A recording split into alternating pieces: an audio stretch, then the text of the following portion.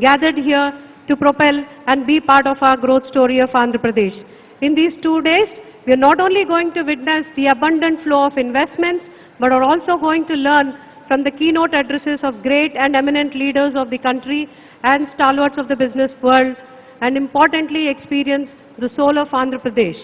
The State Pavilion showcases the caliber of the state in manufacturing, services, MSME and startup ecosystem.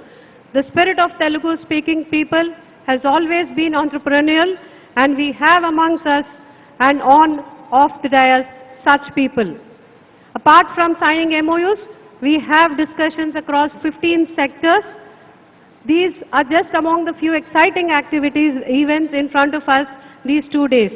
But before proceeding any further, as part of our tradition and culture, for every good deed, we begin with the divine intervention of the Almighty God and seek the blessings by lighting of the lamp. It is my privilege to welcome all the dignitaries on this stage to please proceed for the lighting of the lamp. Thank you very much.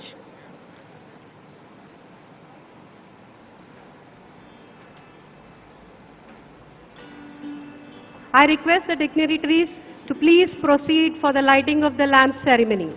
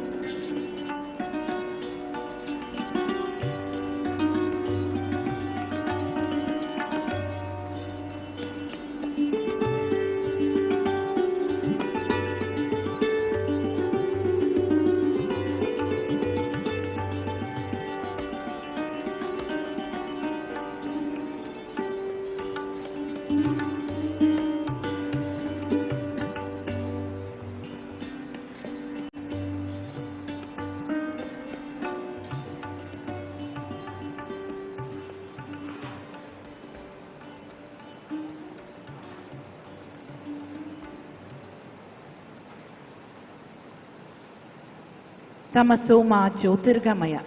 May we move from darkness to light, like it is said in our wonderful Sanskrit language. May the future of our wonderful state of Andhra Pradesh and also of all the esteemed guests who are here be as bright as this wonderful lamp. Thank you, Dr. Srijana Garu, for this auspicious start. వేదిక మీదకి వచ్చేసిన పెద్దలకి వారి కరకమలతో జ్యోతి ప్రజ్వలన జరిపించినందుకు ధన్యవాదాలు. Welcoming is a pleasant task. Now it's an honor to invite the Chief Secretary to the Government of Andhra Pradesh, Dr. K.S. Jawahar Reddy Garu, to welcome this august gathering.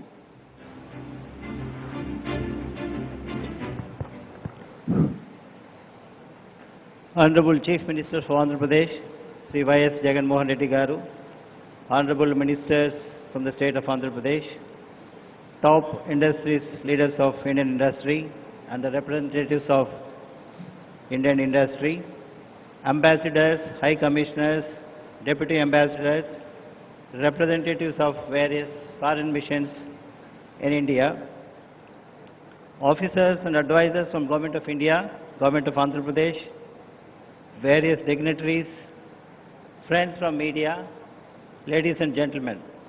Good morning to all of you. Welcome to the Andhra Pradesh Global Investors Summit 2023. We are privileged to have you here in this beautiful state of Andhra Pradesh, where opportunities are limitless and prospects are endless. The summit is a celebration of our dedication to fostering investment in our state and accelerating economic growth. We are pleased with the advancements we have achieved in recent years, and we are even more enthusiastic about what lies ahead. The residual Andhra Pradesh state is quickly becoming a center for business, technology, and innovation. We have developed an atmosphere that is welcoming and fosters investment with strong emphasis on boosting ease of doing business. The state has undertaken several measures to strengthen its infrastructure, including construction of ports, airports, and road networks, as well as the creation of industrial corridors. With a focus on skill development, the state has created a pool of skilled workforce to satisfy the demands of diverse sectors. The state has also put in place a number of initiatives to minimize cost and risk of doing business, including streamlining processes and creating single window system for approvals. I believe that this summit will serve as a platform for investors to connect, collaborate, and explore Andhra Pradesh and its advantages. Thanks to the richness of natural resources, talented people, and advantageous location, Andhra Pradesh is an excellent destination for investment. Through this summit, we intend to emphasize our state's potential and our numerous initiatives to encourage investment in a range of industries, including manufacturing, infrastructure, agriculture, and tourism. I am confident that this summit will be a platform for fruitful discussions, constructive partnerships, meaningful collaborations, and memorable experience for each one of you. Once again, I would like to welcome you all to the Global Investor Summit 2023. Jai Hind. Thank you, sir, Dr. K.S. Jawahar Reddy Garu, for sharing your views with this audience. Ladies and gentlemen, abundant with advantages in every aspect, geographical, agricultural, industrial, and infrastructural, Andhra Pradesh supports the success of industries through 8 themes. They are conducive business environment, robust industrial infrastructure, strong logistics infrastructure, strategic location, quality power and water availability, industry-ready skilled workforce, raw material availability, low cost of doing business, all of which provide nothing but opportunity galore for industries to prosper here. To give us a better understanding of each of these 8 themes, we invite the Honorable Minister of Industries and Commerce, Infrastructure and Investment, Information Technology for the Government of Andhra Pradesh, Shri Gudivada Amarnath Garu, to please address this audience.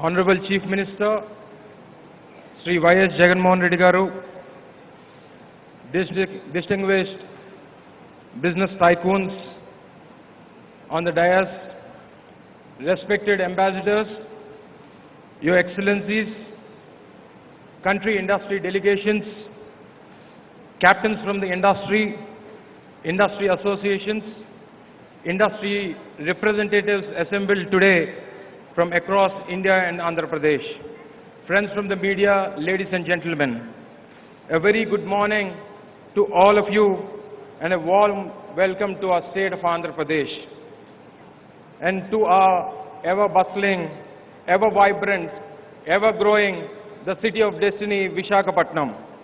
As we have assembled today for the Andhra Pradesh Global Investors Summit 2023 in Visakhapatnam, you will get a chance to hear about the remarkable advantages of the state, the varied opportunities that the state holds for investors from all walks of life. It is a very proud moment to each of us in the state to witness the remarkable response to the summit from all of you.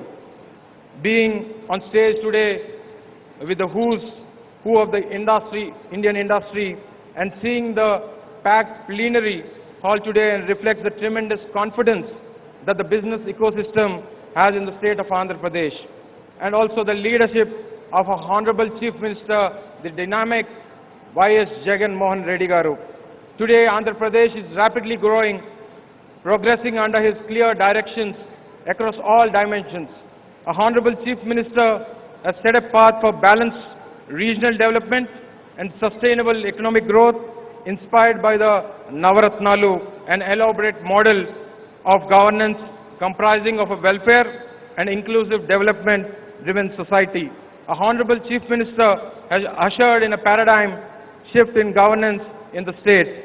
His clear message for all of us has been to handhold entrepreneurs from conceptualization to commissioning to marketing their products. As a state, we are committed to reducing risks for industry and lowering costs for doing business, while providing a strong industrial ecosystem for all of you. The state of Andhra Pradesh is blessed with a government with complete political stability, with a strong political mandate. The governments can drive decisions which are not short-sighted, but aim at creating a wonderful future in the extended term. This kind of stability of government has provided the confidence that the industry requires to thrive in the state, focusing on long-term sustainable growth. The state's consistent number of ranking 1 in ease of doing business is clear reflection of this confidence shown by the industries in the state. Andhra Pradesh today offers a bouquet of opportunities of investors across the board. The state offers immense support to firms whether they are looking at taking advantage of global trade winds and investing in manufacturing of electronics, bulk drugs, textiles, whether they are large energy developers looking to tap into the huge potential of the state by building state-of-the-art energy storage systems or green hydrogen production plants. The state has always been home to technological savvy youth who are focusing on emerging technologies to solve today's problems or building state-of-the-art medical equipment that can save lives. Andhra Pradesh infrastructure has enabled creation of large clusters to develop petrochemical processing areas, pharmaceutical hubs, food processing clusters. Our strategic location helps transport goods both inward into the Indian hinterland or outward to East and Southeast Asia. Truly advantage Andhra Pradesh is an apt description of the state. Our state provides the leadership, stability and talent to build for both domestic and global markets. Our state focuses on economic, social, cultural growth while setting sights on the long term. Combined with the ability to leverage natural strengths of our state, I strongly believe the Andhra Pradesh is one of the champion states to propel the Indian economy forward. Our government recognizes the importance of task at hand and is committed to delivering what we have promised to the people of Andhra Pradesh. Let me once again thank you for participating in Andhra Pradesh Global Investors Summit 2023 and explore the abundant opportunities available here. We look forward to supporting you, your businesses in the state of Andhra Pradesh under the dynamic leadership of our Honorable Chief Minister, Sri Y.S. Jagan Mohan Reddy Garu. Thank you, Jai Hind, and once again we all welcome you to the vibrant city of destiny, Visakhapatnam. Thank you one and all.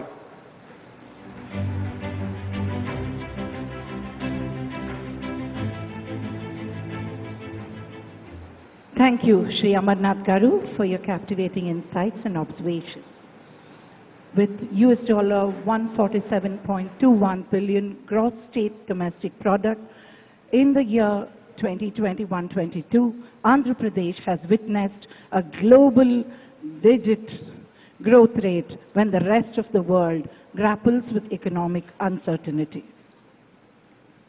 How did the state manage to rise above the hard times is really wonderful to know. Now, it's an honor to invite our Honorable Minister of Finance and Planning, Commercial Taxes, Legislative Affairs and Skill Development and Training, Government of Andhra Pradesh, Honorable Shri Buggana Rajendranath Garu, to address the gathering. Welcome, sir. Honorable Chief Minister of Andhra Pradesh, Shri Y.S. Jagannath Reddy Garu, Honorable Ministers, Parliament members, legislators, my colleague Minister, Shri Gudiwada Amarnath Garu, Excellencies representing over 20 countries, industry leaders from leading business houses in the country, business delegations, industries assembled today from India and Andhra Pradesh, friends from the media, ladies and gentlemen, andariki kuda na hudayapuraka namaskaram. It's our honor to have your attendance today. Historically, business, commerce, trade, industry, they all have been established in various areas for various reasons and advantages. It could be raw material, it could be market, it could be the workforce, it could be the ecosystem, or it could be stable government. We have seen in the past how European countries have colonized and then established industries. We've seen how people have gone and settled in the United States of America. We've seen the story of Japan, Korea, China. Everywhere it's the same. Business goes towards where there is opportunity. Similarly in India, post-independence, a lot of industry has developed in certain states, in certain cities, all depending on the natural advantages that are available. Now, why AP? Why does anybody have to come to AP? There are reasons. As the tagline says, where abundance meets prosperity. Here we have some natural advantages in the form of agricultural produce.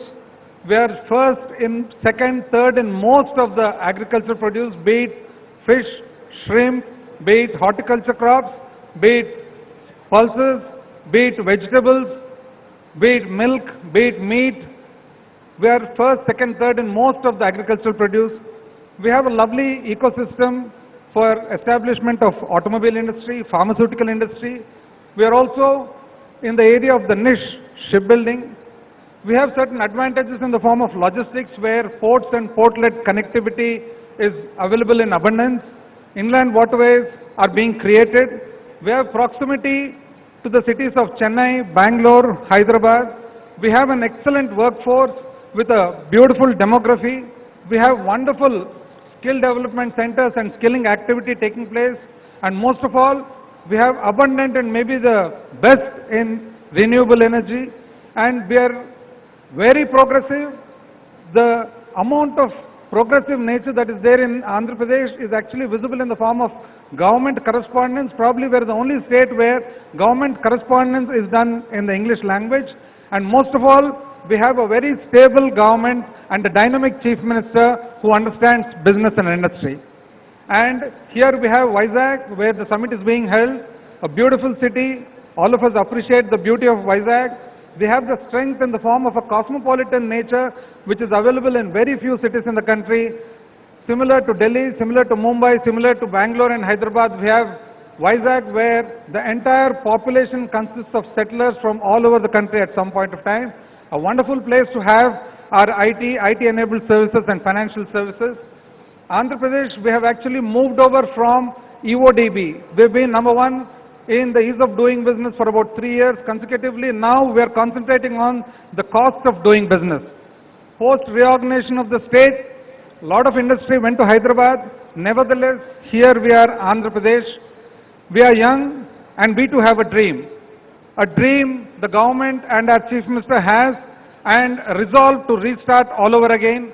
A dream to re-establish AP on the industrial map of not only the country but the world. A dream to provide abundant business opportunity.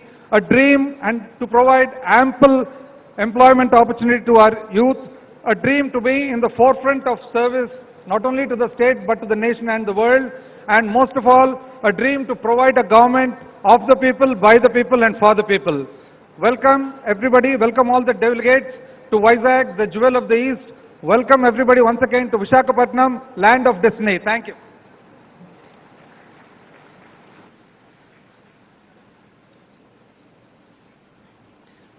Dhanyavadalu Shri Rajendranath Garu. Those were words of wisdom. We see our state rising and scaling new heights in the future. They say a picture is worth 1,000 words.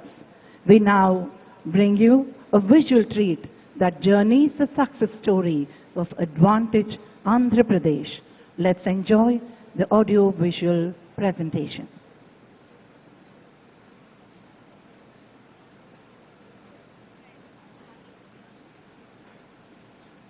Gateway to Southeast Asia, 974-kilometer long coastline, robust industrial infrastructure, 3 industrial corridors, 6 ports, 6 airports, diverse industrial base, industry-ready skilled workforce, plug-and-play facilities for industries. Number 1 in ease of doing business based on 100% perception survey for the last 2 editions. Advantage Andhra Pradesh, where abundance meets prosperity. A new era has begun in Andhra Pradesh, an era of innumerable opportunities and immense possibilities. Dedicated efforts of the visionary Chief Minister Honorable Shri Y.S. Jagan Mohan Reddy have carved a new identity for the state by measuring up to all parameters of development, trade and investment. The performance stands testimony to our belief that right infrastructure and enabling policies, these two are very, very important. Andhra Pradesh is powering its development through the available land, water, forest and mineral resources. The state registered the highest GSDP growth rate of 11.43% during the 2021-22 financial year, higher than the country's GDP growth rate. The Andhra Pradesh government has identified 13 focus sectors for attracting sector-specific investment opportunities.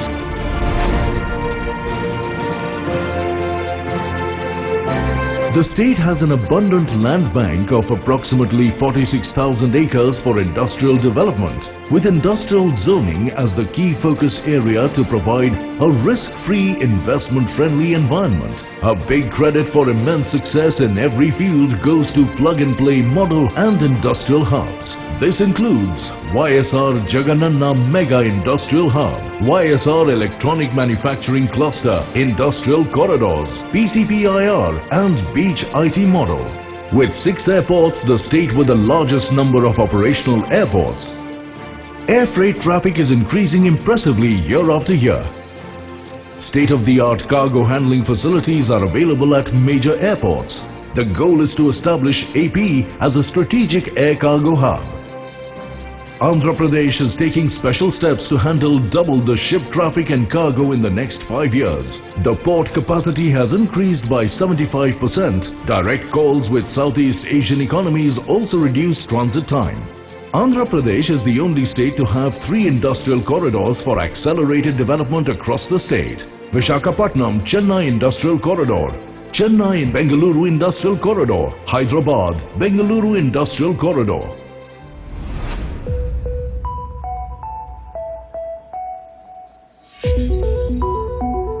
Steadily working towards its mission of a decarbonized economy, Andhra Pradesh is now home to 4 solar energy parks. What we see today would stand out for the future of this country. In fact, what Andhra Pradesh today is showcasing will be the triggering point for this entire country to follow in the days to come, when the usage of fossil fuels would take a back seat and renewable energy would take a front row seat. Andhra Pradesh will play an important role in meeting India's commitment towards the global EV30 at 30 campaign. The state exports auto components and electronics to more than 30 countries. Automobile clusters, 21 auto nagars, proximity to consumption centers and focus on EV public transportation have made Andhra Pradesh the automobile hub of the country. The pharma sector has also benefited from the state's industry-centric policies.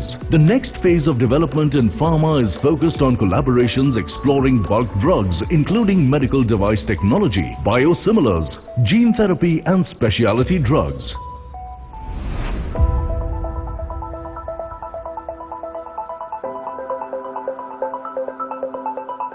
Andhra Pradesh's excellence in the electronics and IT sector is well known. Andhra Pradesh is an ideal choice for global conglomerates to invest in the electronics sector and cater to the ever-increasing global demand. It has the distinction of being the only state in India with 4 dedicated electronics manufacturing clusters. 60% of the state's population is associated with agriculture and agro-business. Integrated production centers are being developed in every district under the AP Food Processing Policy 2025, ranks first in terms of the total value of trade on the national agricultural market.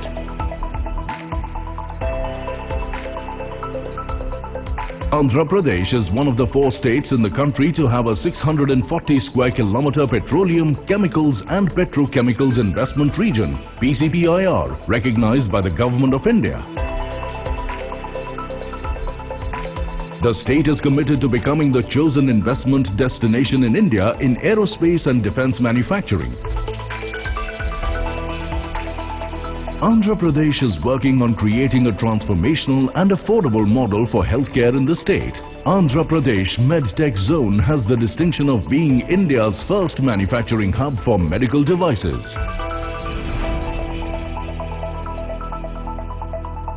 The MSME sector in Andhra Pradesh manufactures a variety of products in sectors such as agri and food processing, automotives, textiles, construction materials and others. The government of Andhra Pradesh is also extending initiatives under the Industrial Development Policy to nurture MSMEs.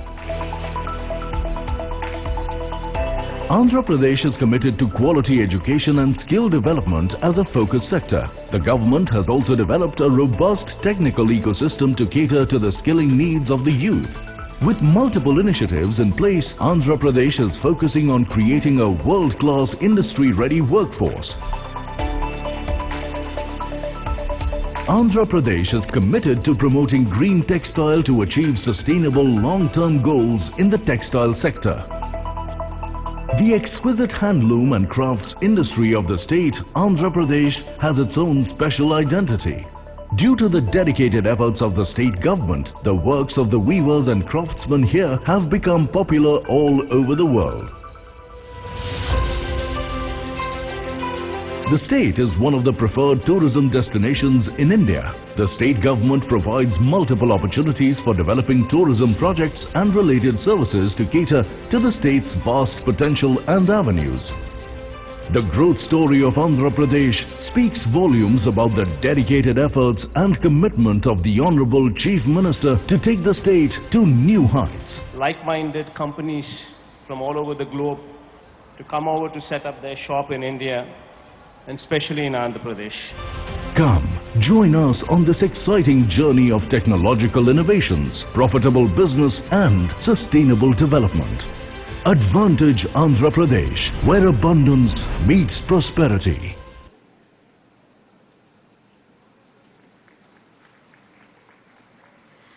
We really hope you enjoyed this audiovisual presentation. Part of the purpose of this summit, the Global Investors Summit 2023 at Andhra Pradesh, is to tell you exactly why this is Advantage Andhra Pradesh for your investments. Ladies and gentlemen, Andhra Pradesh saw the highest quantum jump in GSDP in financial year 2020 to 2021 and in the financial year 2021 to 2022. The construction sector contributed significantly to this with its rapid rate of growth at 26.75%. I cordially invite the Chief Executive Officer of NORF, Shri Sumit Bidani ji, to share his views on these numbers and the future prospects of this sector in the state of Andhra Pradesh.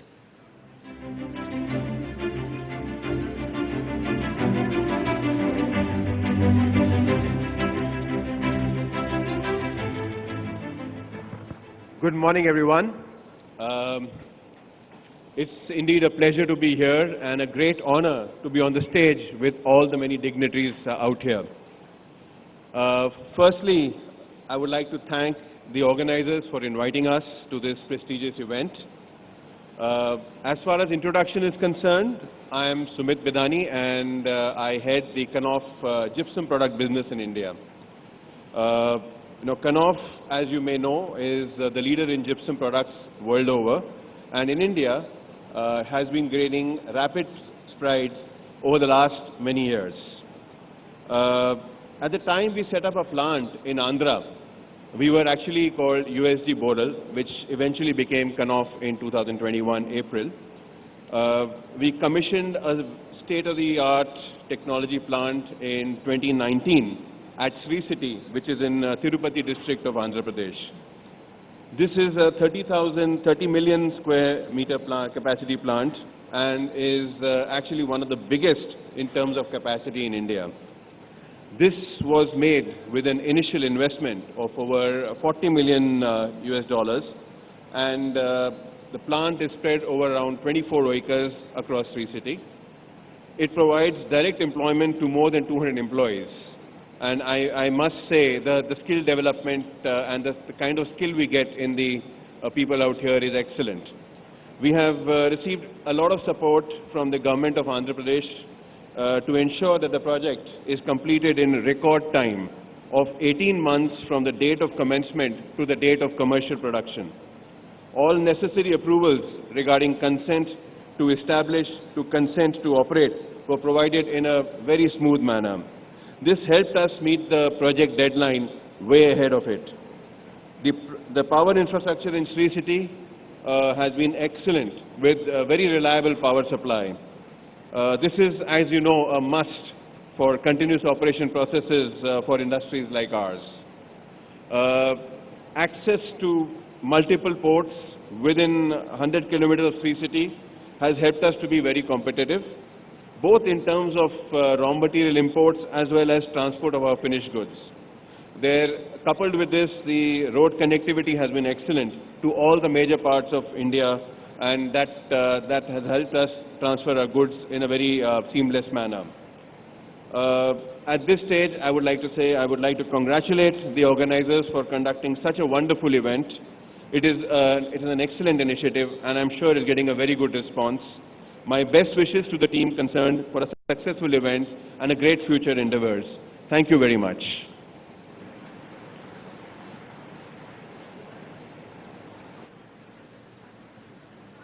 Dhanyavad Shri Bidani ji for sharing your insightful case study with us.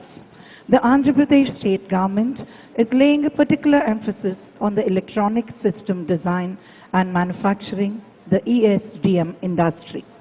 The state is also hosting multiple large original equipment manufacturers, the OEMs, and the original design, ODMs, in the semiconductor sector. Now, Andhra Pradesh is the only state to have 3 industrial corridors with best-in-class infrastructure in industrial parks in various locations, including Kopparthi, Achyutapuram, Orvakal, Krishnapatnam. These parks comprise ample opportunities for IT, automobiles, energy, and textile industries, amongst many others. As a lover and wearer of handlooms, particularly weaves of the state of Andhra Pradesh, it gives me special joy to share that the state is committed to promoting green textiles towards long-term sustainable growth. The state boasts 10 existing integrated textile parks and is developing a mega textile park on a 2,411-acre expanse of land. To provide us with his sage insights, we would like to invite on stage Director at Toray Industries, Mr. Masahiro Yamaguchi. Konnichiwa.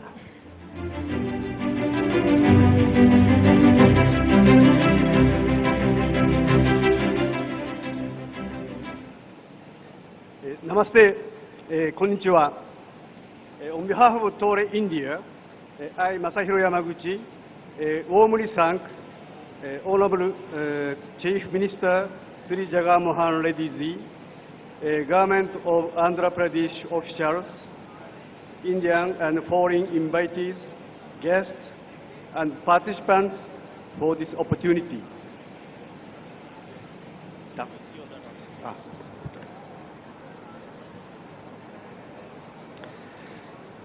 Ladies and gentlemen, I would like to introduce about Tore briefly.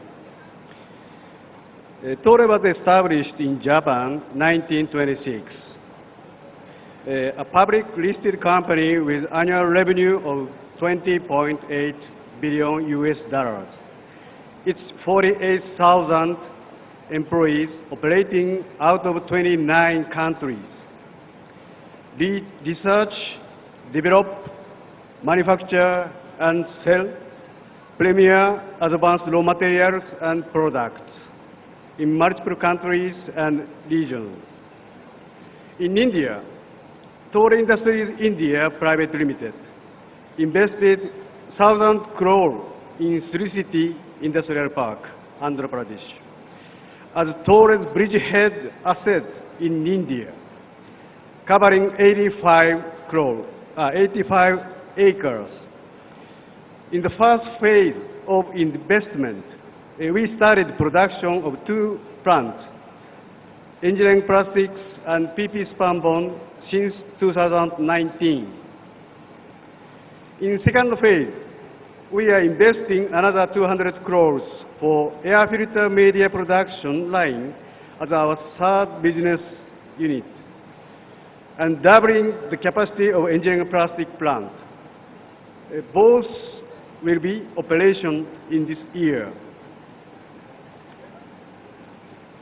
Because of our products are created by our core technologies of organic synthetic chemistry, bio and nanotechnologies, and polymer chemistry. Uninterrupted constant voltage power supply is essential for high quality, stable production.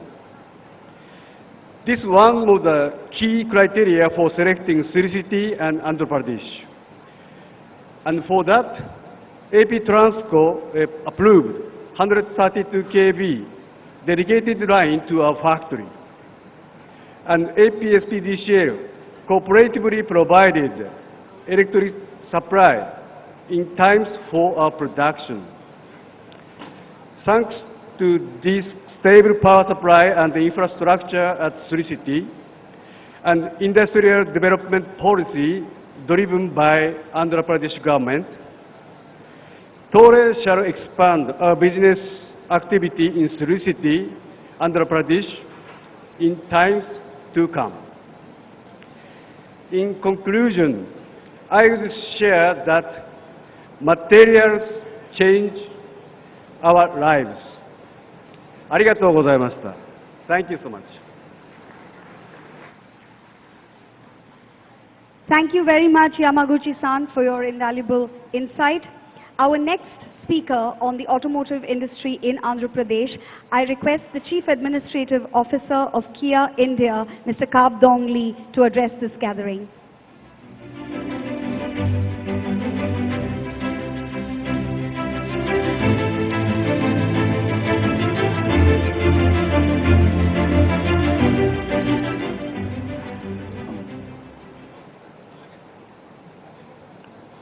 Yes, sir.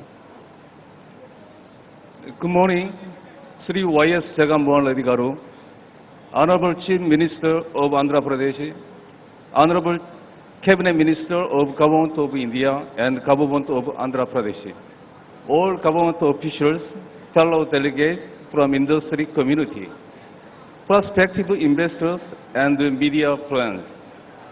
It's my immense pleasure to meet all of you today here on this occasion of Global Investor Summit 2023. I am very happy to inform you all that Kia India has become a leading automobile company in the Indian automobile industry, producing over 3 lakh cars per annum and exporting to various countries across the world. Recently, we have won the prestigious Indian Car of the Year Award 2023 for Kia Carens, and Green Car of the Year Award for Kia EV6. Kia India has invested over rupees 10,000 crores in Andhra Pradesh since 2017.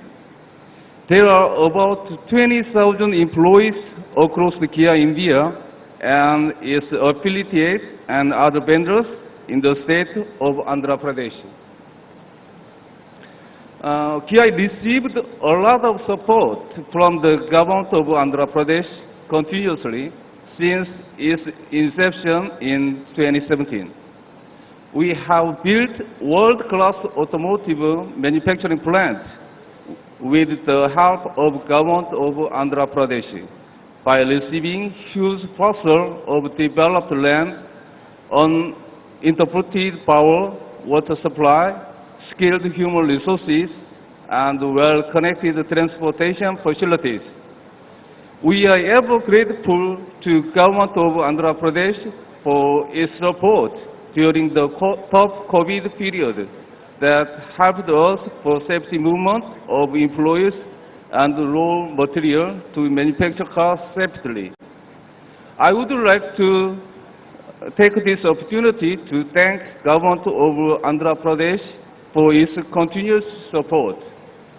The state of Andhra Pradesh is rich in natural and abundant skilled human resources, well-connected roads, rail and seaport transport facilities, along with over 970 kilometer long coastline. The state of Andhra Pradesh became the destination for prospective investors by its investor-friendly ecosystem and dynamic leadership. We at Kia India look forward to contributing more to the state economic growth in coming years. Dhanyawadalu. Thank you.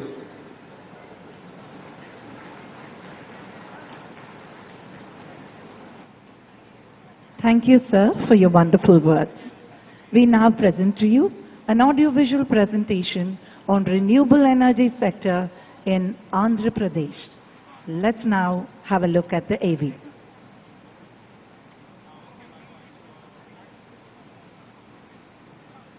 Generating 9 gigawatts of renewable power. 30 gigawatts of solar power projects in the pipeline. Preparing to add 44 gigawatts of wind power to existing capacity. Offering highly attractive investment opportunities in non-conventional energy. Andhra Pradesh, the state that drives India's sustainable energy growth.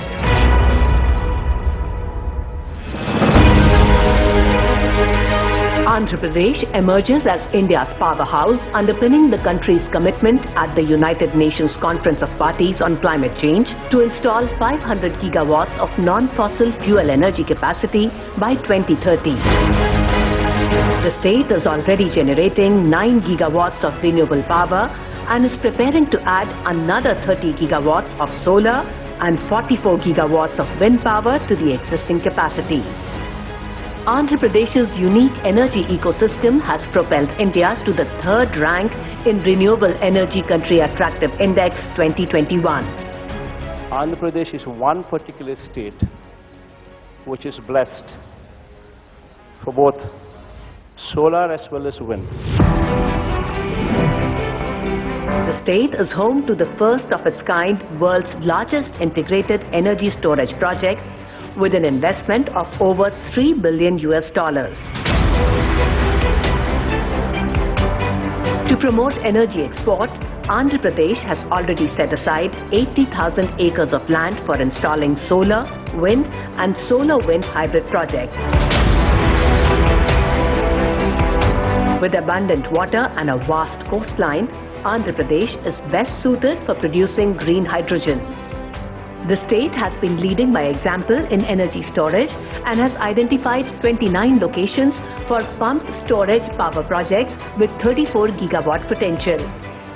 Guided by the visionary leadership of its Chief Minister, Honorable Shri Jagan Mohan Reddy, the Andhra Pradesh Renewable Energy Export Policy aims to facilitate the setting up of renewable energy equipment manufacturing facilities. We have almost 33,000 megawatt of pump storage capacity also, wherein the sites have already been identified. The pump storage, which would actually be the green batteries, that would be the future where fossil fuels would be the day of the past. Andhra Pradesh, decarbonizing India's economy by ushering in the fossil fuel to clean energy transition.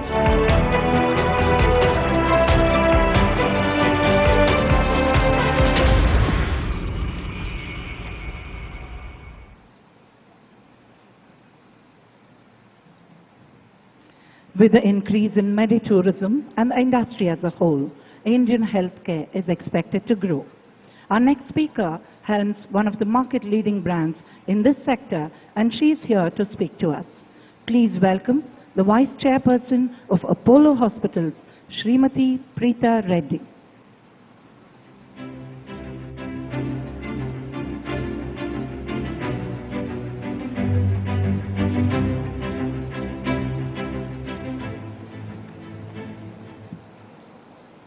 Honorable Chief Minister of Andhra Pradesh, the Honorable Ministers of the Andhra Pradesh Cabinet, senior bureaucrats and the Chief Secretary of the Andhra Pradesh Cabinet, captains and nation builders of our wonderful country.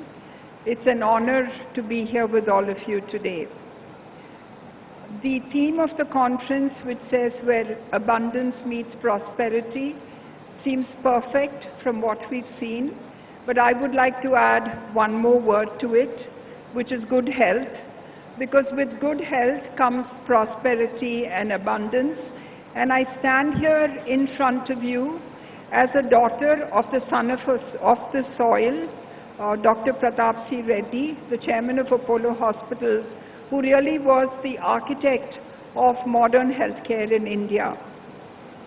This state has done a lot, especially for the downtrodden and for people seeking good health, starting from Arogya Shri, which was the brainchild of our Honorable Chief Minister's father, and now is a model not only in the other states of the country but throughout the globe.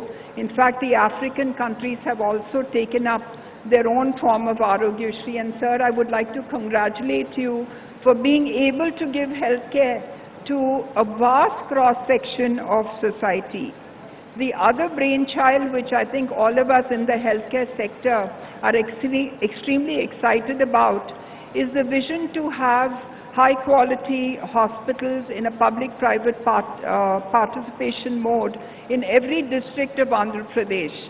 We have done a very successful model in Chittoor, where we all come from, and I think this is being scaled up and rolled out throughout the country. And for that, I think we should again say that the state of Andhra Pradesh has really put us on the nation's map.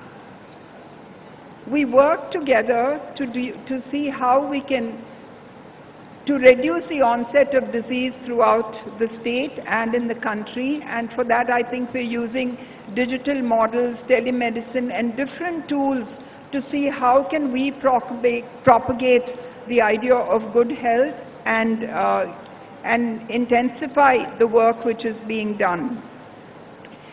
We've done this as a model in Chittoor, and now we are doing it actually along with the Adani family at the Visakhapatnam port, and we'd like to be able to do this again throughout the state. As an example, when Ford came to South India to establish their factory, it was a healthcare which made them take a decision to come to that state. And now with all the industries coming into Andhra Pradesh, I think we would be very proud to be their healthcare partner. And finally, before I conclude, we have a magnificent university campus, and as a family of Andhra Pradesh, we are putting aside 500 crores towards a state-of-the-art innovation center which will take up artificial intelligence, machine learning, and more than anything else, work with research centers globally to bring accessible, affordable and high-end medicine, including genetic mapping into this country, into this state more than anything else, in our wonderful campus at Chittoor. Thank you so much, sir, for the opportunity, for the encouragement, and I promise that we as a family will always be together with you in the government to see that the state gets access to the best and the highest quality of healthcare. Thank you and namaste. Thank you, ma'am, Preeta Reddy ji. Ladies and gentlemen, as I mentioned earlier, Andhra Pradesh is the only state to have 3 industrial corridors with best-in-class infrastructure and industrial parks. Now, construction then becomes a very active industry. To speak to us on how this industry is growing across all avenues, I would like to invite on stage the chairman of Shri Cement, Shri Hari Mohan Bangurji, to give us his perspective on this.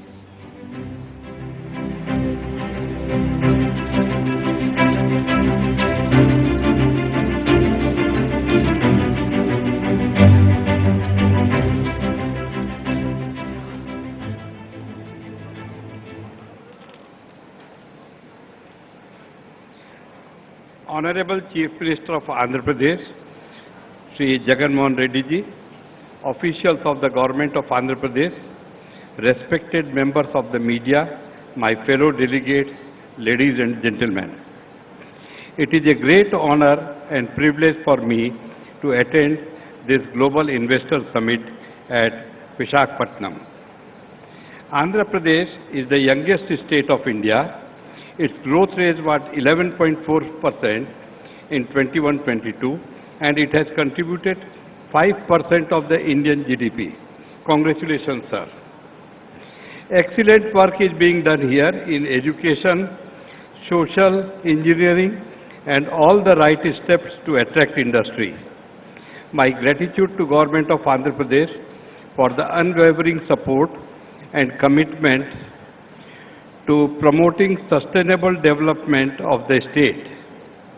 With the excellent infrastructure of the state, skilled workforce and business-friendly policies under the dynamic leadership of our Honorable Chief Minister, Andhra Pradesh has become one of the most preferred destinations for the industry. Sri Cement is one of the largest cement manufacturers of the country with a capacity of around 50 million tons. Our focus is in improving our environmental performance and developing neighboring communities. We take pride in the fact that our continued focus is on creating plants and facilities that tirelessly work to deliver the highest scores of lowering carbon footprints. Very proud to say that Sri Cement has been continuously recognized as the best place to work. Our share of green power now stands at 55% of total power consumed. It is highest in the industry. Our CSR interventions are creating positive impact on neighboring communities in West Bengal. NGO run by Sri Cement has been awarded the best NGO by the state government. We are actively participating in the industrialization of Andhra Pradesh. A sum of rupees 3,000 crore has been committed for cement unit in Guntur. This will be the greenest cement plant of our country. We expect it to have the lowest carbon footprint per ton of cement produced. This plant, once commissioned, will have one of the highest percentage of green power as well as use of alternative fuel. Project work is progressing well. Furthermore, we are exploring to invest another rupees 5,000 crore in Andhra Pradesh. The new investment will have direct and indirect employment of 5,000 people while creating a pool of more than 1,000 crores contribution to the state exchequer annually. We are sure that with the recent trend, demand for all products in Andhra Pradesh will have higher growth rate than the rest of India. I am very confident that under the leadership of Honorable Chief Minister, we should be able to make bigger investment in the state. In the end, I would again like to thank Honorable Chief Minister Sri Jagan Mohan Reddy ji and Government of Andhra Pradesh for organizing this investor summit. Thank you.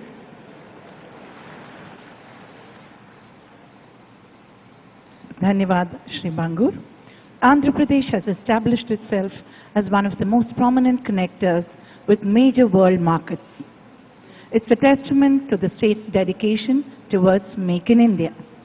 Now we request the Chairman of Century Ply Board, Shri Sajjan Bhajanka ji, for his address.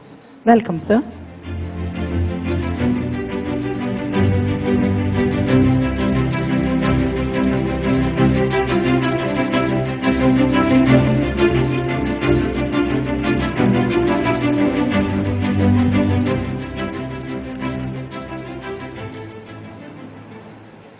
Honorable CM Andhra Pradesh Sri Jagan Mohan Reddy ji, luminaries of Indian industry and trade, all the dignitaries on the dais, ladies and gentlemen. Our dream journey in Andhra Pradesh started around 14 months back, when I met the Honorable Chief Minister, Sri Jagan Mohan Reddy. We were little skeptical about our plant in Andhra Pradesh, but in that meeting, not only we decided to put our next MDF plant, 8th of Century Plywood, in MDF and plywood and other panels in Andhra, but in that meeting itself, location was decided, modus operandi was decided, the nodal officers were decided, and that was the day until today.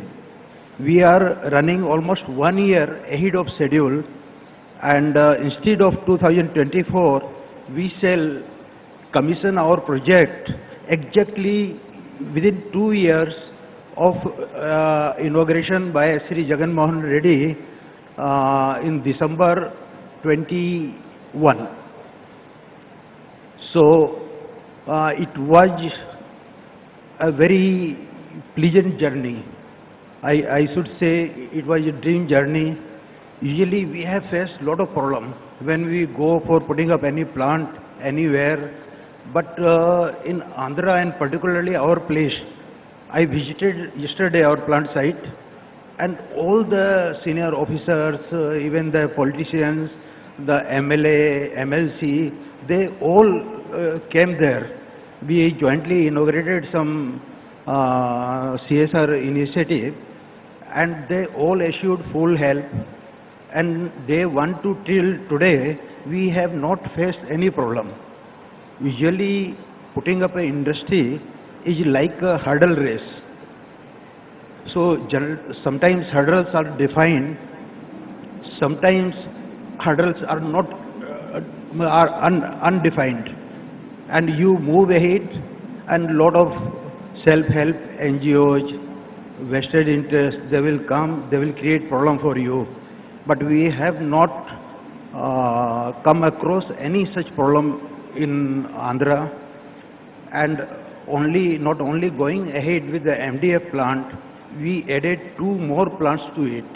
One is the HPL, what normally you say sun mica. So that plant also we initiated, and then another this thing PVC board. So instead of 1, now we are putting up 3 plants, and all would be completed before December. So Andhra Pradesh would be our first choice for our future expansions. I thank Mr. Kadaikal, Special Secretary Industries, Honorable CM Sir, entire district administration, and all the people for help. Thank you very much.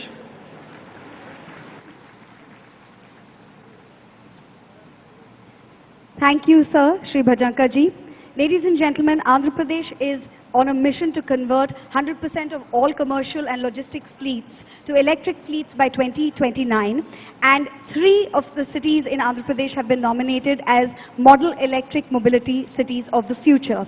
It's only fitting then that our next speaker, I welcome on stage the co-founder and former CEO of Tesla Inc., Mr. Martin Eberhard, to address this gathering, please.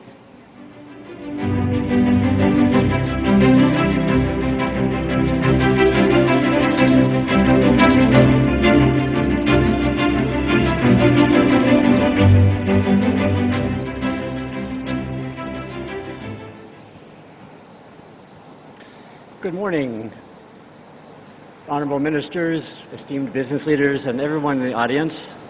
Thank you very much for coming and listening to me. I've been especially interested to learn about the startup scene here in Andhra Pradesh, as well as the green energy production. And I'm excited to be here at the Andhra Pradesh Global Investors Summit.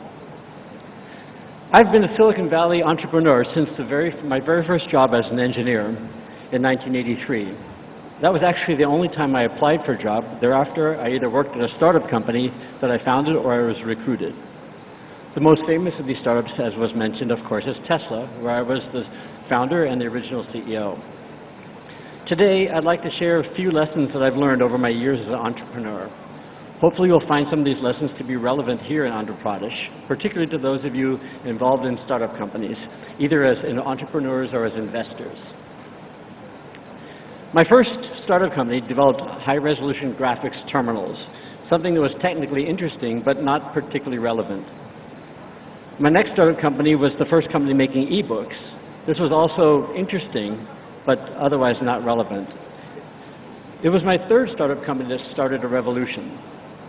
It seems unimaginable now, but in year 2000, when I started thinking about Tesla, nobody in the world was making electric cars. No established car companies, no startup companies, and most people didn't think electric cars were even possible. Tesla proves them wrong and shows that the future of automobiles is absolutely electric. Today, every legacy car company in the world knows that their future is with electric cars, and there is a rich ecosystem of EV startup companies around the world. The real problem that I saw in 2002 was climate change caused by fossil fuel consumption.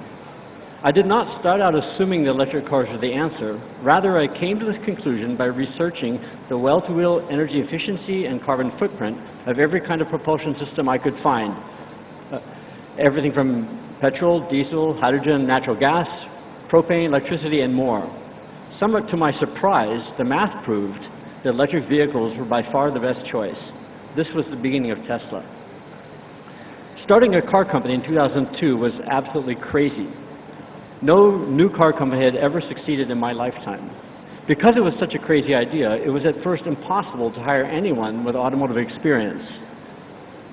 And so we started off with just beginners, people who had never done electric cars in their life. I think if I had known how difficult it was to start an electric car company, I might not have done it. But I think that my own naivety and the naivety of my founding team was necessary for us to be so bold as to start a new car company based on a new technology. We had to learn about automotive safety standards and crash testing. We had to learn about automotive suppliers, learning that suppliers generally were not interested in supplying to a small startup company in California. We had to discover the inherent safety issues with lithium-ion batteries and learn how to solve them. We had to figure out how to manufacture, deliver, and service cars. There were so many difficult problems that had to be solved. That had to be solved on a tight budget. However important naivety may be for starting a company, it is just as important to face your problems and get over them. In a startup company, it's also easy to be hyper-focused on the product you're building, solving the technical problems that are in front of you. It is easy to forget that you're also building something else, that you're building a company, and the early people that you hire, the way you interact with your team, the policies that you put in place, all of these create the company and will define it for the near future. In 2002, the idea of climate change was caused by humans and it was still debatable. Today, 21 years later, this is a settled question. Climate change is real, it is an existential problem, and we are the primary cause of climate change. Do I think that replacing all of our cars with electric cars will solve this problem? No, of course not. But it is a start. The EV revolution was the best that I could do at the time with the resources that I had. We have a long way to go, and it was the best I could do. We all have a long way to go, and we need all of us to be focused on learning how to live in this world sustainably very soon. I am hopeful that this is the beginning of a green revolution that will get us there, not a greenwashing wave that will get us nowhere. And so here are a few of the lessons that I bring to this Andhra Pradesh Global Investors Summit. Do something that's really worthwhile and solve real problems in this world. Be bold, try something new, but face your problems when they arrive, and build great companies as you build great products. Thank you very much.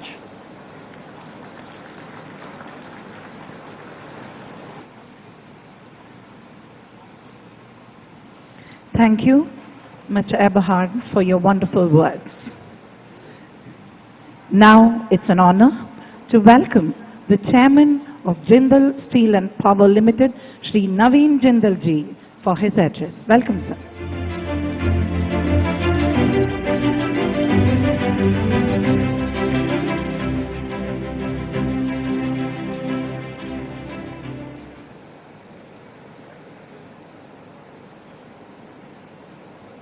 Mr. Jagan Mohan Reddy, the young and dynamic Chief Minister of Andhra Pradesh, who I had the honor to serve in the Parliament for 5 years. I'm really happy to be here today. Mr. Krishna Reddy, Honorable Union Minister of Culture, Shri Gudivada Amarnath, Honorable Minister of Industries, Andhra Pradesh, Honorable Minister Shri Rajendra Nath Reddy, my friend, Honorable Member of Parliament, Mr. Bala Shauri, all the Honorable Ministers, Members of Parliament, MLAs, People's Representatives,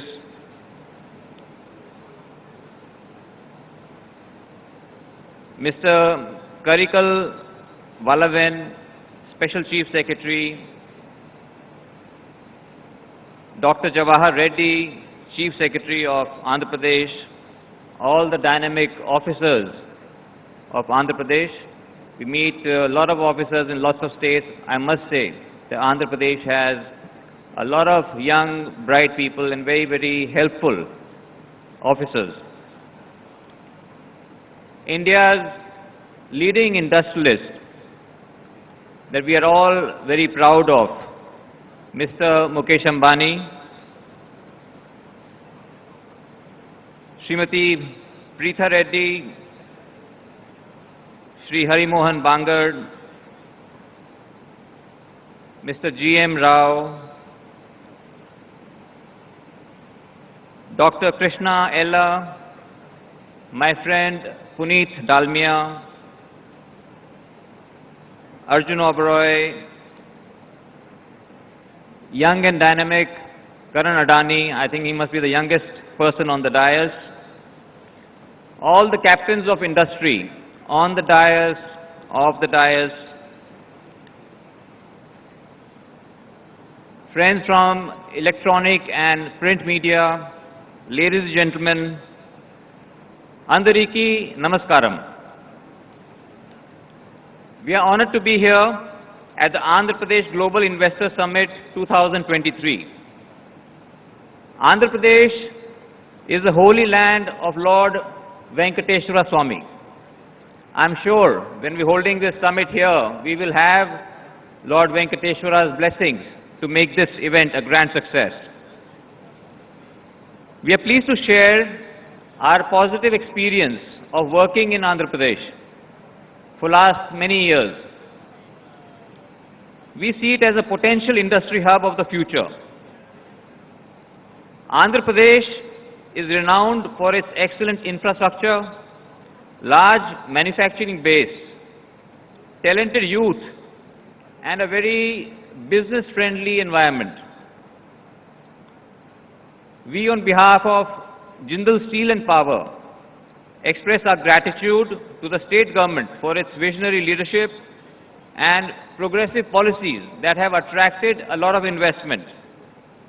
The single window clearance policy and the industrial development policy 2023 have created an investor-friendly ecosystem, making it easier to set up and operate industries here. We are delighted to share that just recently we took over Simapuri Energy, which is a 600 megawatt power plant, and you'll be happy to know that we have already started one unit of 150 megawatt, another unit we are going to start this week, and then by April, the entire 600 megawatt would be commissioned and serving the country's need of energy. Further, to increase our investments in the state, we are working on setting up a 3 million ton steel plant near Visakhapatnam, and by investing more than 10,000 crores, and more than 10,000 people are going to be getting employment here directly and indirectly. And today we are also going to be signing a MOU to that effect. Friends, we are very fortunate that we have a very young and dynamic Chief Minister in Mr. Jagan Mohan Reddy. Andhra Pradesh is very strategically located. It has abundant natural resources, skilled workforce. All these factors make it a very attractive destination for investment. As investors, we are committed to partnering with the state to realize the true potential of Andhra Pradesh. My elder brother, Mr. Sajan Jindal, chairman of JSW Group, he was supposed to come here today because JSW is investing in a very large way in the state of Andhra Pradesh. He was unfortunately not well, so he has entrusted me to come and speak on his behalf also. So I would just like to say on his behalf that he asked me to convey his sincere gratitude and good wishes on the behalf of entire JSW Group on this forum. JSW Group is very grateful to the Chief Minister and his team for unwavering support and commitment to driving growth in the state. And as a result, Andhra Pradesh has the highest GDP growth rate in the country, higher than any other state in the country, and I think the government needs a big applause for that. Let's give them a big applause. JSW Group has made significant commitment to the district of Kadapa, where only recently, just last month, the groundbreaking ceremony has happened for setting up a steel plant. This steel plant is the dream project of our Honorable Chief Minister. And I can assure you, sir, that there cannot be anybody better for setting up a steel plant than my brother, Mr. Sajan Jindal. Sajan Bhaiya will do an amazing job. He is going to set up a state-of-the-art steel plant. JSW is also signing MOU with the state government for investing in renewable energy across solar, hydro and wind, as well expanding its cement capacity in the state. The group is also investing in a port and building a slurry pipeline and a MSME park. The projects being built in Andhra Pradesh shall be world-class and will be the benchmark of excellence. JSW Group and JSP, Jindal Steel and Power, remain committed to partnering with Andhra Pradesh in its growth story. In conclusion, we reiterate that JSP and JSW Group remain committed to being a partner of Andhra Pradesh, and we are honored to be part of this journey.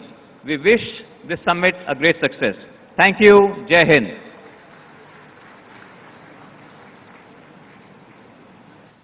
Dhanyavad Shri Jindalji, especially for highlighting the huge employment opportunities that will be there in the state in future. We now present to you an audio-visual presentation on the industrial and logistics infrastructure sector. Watch it.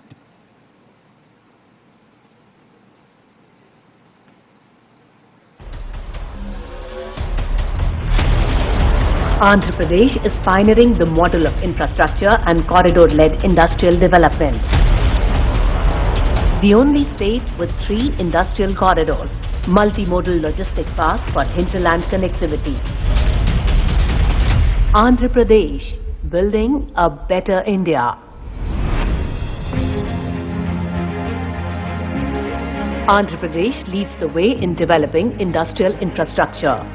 With enormous potential for industrial development, the state remains the most preferred destination, offering the environment of risk-free investment. Andhra Pradesh has developed 534 industrial estates, which are fully equipped to meet all infrastructure requirements of investors.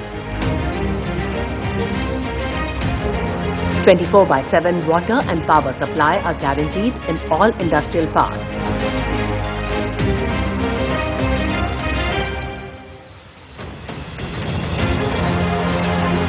Andhra Pradesh is supported by robust industrial and logistics infrastructure with home to 3 industrial corridors: Visakhapatnam-Chennai Industrial Corridor, Chennai-Bangalore Industrial Corridor, and Hyderabad-Bangalore Industrial Corridor. The Tri-City Growth Corridor, covering Chennai-Tirupati-Nellore, figures in one of India's top 10 manufacturing destinations.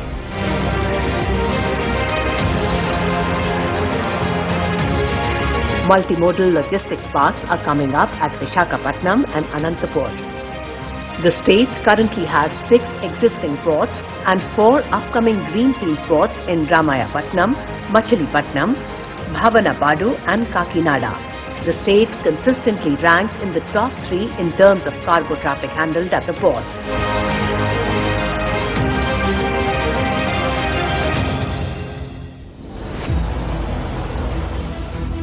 Andhra Pradesh has 6 operational airports with aircraft movement of over 45,000 flights. Year-on-year freight traffic growth at 33% in 2019-20. Total cargo handled standing at 3.9 metric tons. Well-planned cargo and freight movement, 55% rail and conveyor belts, higher than the national average of 35%. 32% road. 13% pipelines or coastal shipping. The state endeavors to improve competitiveness, building best-in-class industrial and logistics infrastructure, integrating with the global supply chains and facilitating local industry up the value chain. We are the fastest growing state in the country with 11.43% GST. And we are also rated in the sphere of ease of doing business. We are rated #1 in this country for the past 3 years in a row. The government of Andhra Pradesh is committed to industrial development with a focus on strengthening infrastructure and enabling logistics ease by leveraging industrial corridors.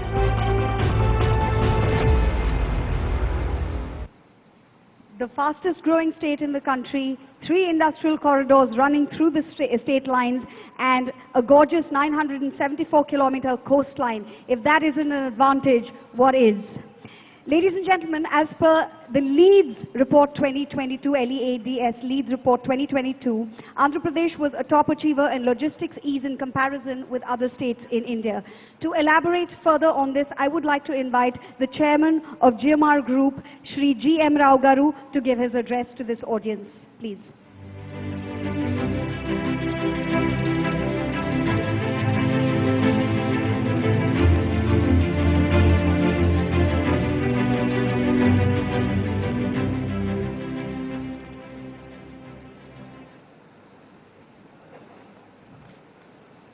Honorable Chief Minister Jagan Mohan Reddy Garu, dignitaries on the dais and the dignitaries of the dais.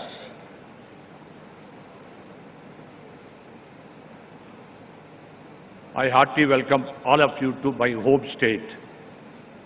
It is a really pleasure for me to participate in today's in the Global Investor Summit. I came from a nearby village and started as a trader and established several industries and grown up in this state. Being a son of the soil, I feel privileged to be here today among such an august gathering. I strongly recommend the investors from foreign source as well as from India to come and invest here. Any investor or a business look for the 5 things to invest. One is a strong visionary leadership. Second is conducive ecosystem of doing business. Third is infrastructure. The fourth is availability of resources like power, land and water. And the fifth is human resources. When it comes to the strong visionary leadership, I must say that these are the best times because both the center and state, we got a real transformation leaders.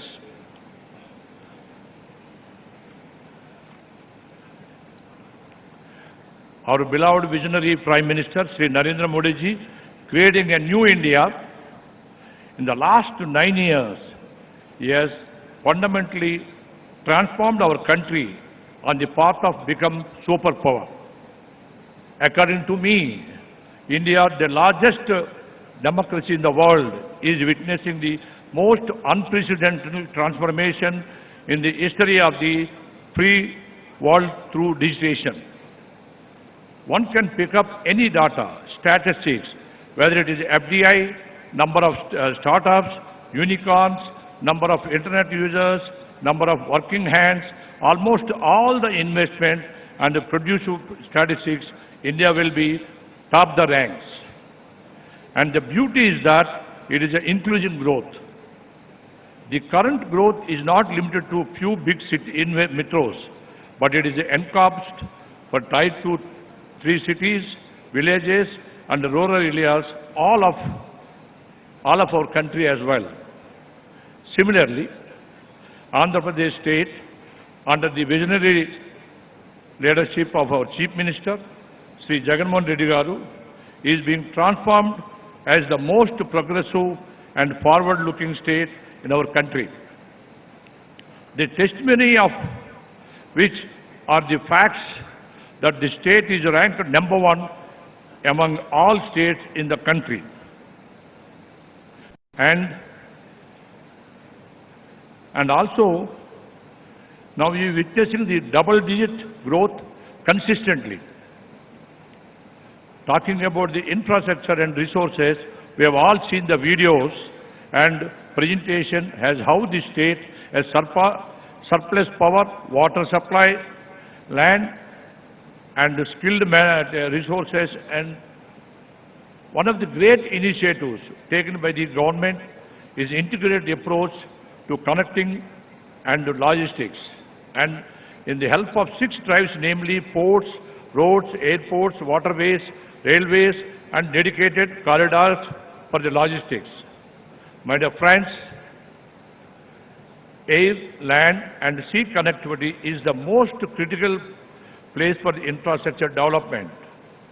And it is privilege of GMR Group to be part of this development.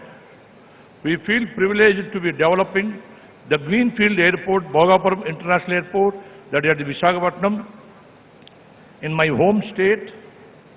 With a due humility, I can say that GMR Airports is the only private airport operator having a experience of Greenfield and Brownfield airports. Greenfield like Hyderabad, Brownfield is a Delhi airport. Recently we started Goa Airport also, Greenfield. We will be developing the Bhogapuram Airport with a phase 1 serving 6 million passengers and ultimate capacity of 40 million passengers. This first phase investment will be the tune of rupees of 5,000 crores. Well, you might think airport is a one terminal building, but let me correct that an airport ecosystem is like an integrated city itself. We will be developing state-of-the-art cargo facilities that will cater in exports of industrial cargo, pharma and fisheries and their perishable and other perishable items through highly advanced temperature control cargo zones. We will also be developing the Aerotropolis and airport city around the Bhogapuram airport that will consist of industrial zone, airspace zone, education zone and healthcare zone. We will replicate the success of Hyderabad airport and airport city. I still remember old days when foreign investors used to criticize the poor air connectivity and shy away from coming to Hyderabad. The new world-class airport and airport city is acting as the catalyst for the socio-economic growth of the Hyderabad city and state at large. Similarly, the new Bhogapuram airport and airport city will help in the transformation of the Vizag city, and also the state will place it on the global map as the most preferred investment destination. It is globally proven that aviation has a huge multiple impact on the socio-economic development of the region. According to study of NCR, they did it in 2017, Delhi airport is contributing about 18% towards the Delhi state GDP. The Bhogapuram airport development is estimated to create around 1 lakh direct and indirect jobs. It will contribute significantly towards the state GDP. Dear friends, my foundation was laid in this state, which has taken me a global platform. Today, GMR Airports is the second largest private airport developer in the world because of this foundation. I personally vote of my home state. Please come and invest, make the state your preferred state for business. Thank you very much.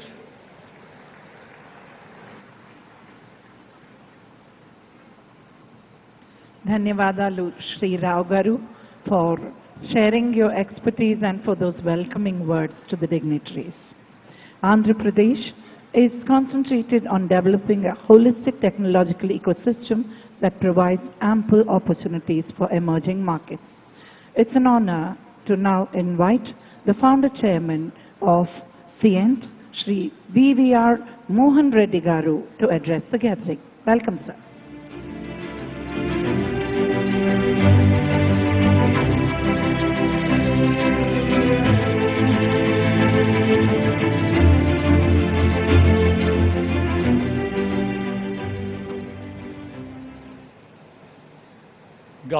గౌరవనీయులైన ముఖ్యమంత్రి గారు శ్రీ జగన్మోహన్ రెడ్డి గారు,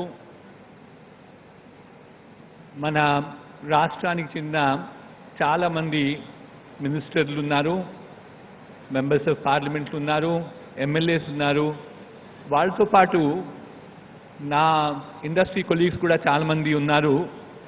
వాళ్ళందరికీ ఈ సభాముఖంగా వాళ్ళని ఆహ్వానం పలుకుతున్నాను. I am a born Andhra. I am a first generation Andhra entrepreneur, and I of course have the distinction of starting up a R&D facility for technology services way back in 2007 in Kakinada. That's about 17 years now. Thereafter, in 2010, under the leadership of late Sri Y.S. Rajashekar Reddy Garu, I started my second development center in the city of Vizag. We have about 1,200, 1,300 high-paid engineers who work for us between the two centers. And we do some of the very marquee work for customers all around the world. The best of oil and gas companies, the utilities, telecom, and in the recent past, we actually do work in maintenance, repair, overhaul of aircraft engines for the aerospace industry. We've had extremely positive growth, positive feelings about how we set it up. One could always ask me this question, why did it not grow as well as the other places? There are always the challenges of the tier 2 towns in Kakinada, and we certainly believe that the growth will come back. Today, to the august audience and to the Honorable Chief Minister, I'd like to assure him that we will grow our business in Vizag especially. We want to consolidate our business in Vizag, and it will be a double-digit growth moving forward in terms of adding high-paid technology jobs. By now, you could recognize the key thing that is important for us to build our businesses is A, people, B, infrastructure. So infrastructure we have done reasonably well, but I think the key challenge will be in terms of people. There's no denying at all that if you look at a substantial part of people who work in Hyderabad right now in the IT corridors come from this province of Andhra Pradesh. A substantial part of NRI population in the Bay Area came from Andhra. But I think there's a lot more to be done. Honorable Chief Minister Garu, Y.S. Jagan Mohan Reddy Garu, has done amazing work. To me, actually, I've said this in the past too. I'm really astonished about the amount of focus that he has on education. Look at number of schemes that are there in Andhra Pradesh right now. Manabadi, Jagananna Vasati Deevanam, Jagananna Ammavadi, Jagananna Vidya Kanuka, Jagananna Vidya Deevanam, tabs for free of cost to about 5,18,000 children, and finally there is Jagananna's Videshi Vidya Deevanam. In terms of even budget that we spend on education, it's one of the best in the country at 1.12 lakh crores. So there is a very positive momentum, because I've said this too, spending money on education is a long-term benefit, so not many people are very keen about it, but I should submit that Sri Jagan Mohan Reddy Garu had the vision in making sure that we have a fairly large spend on education. So what is next? What do we do more?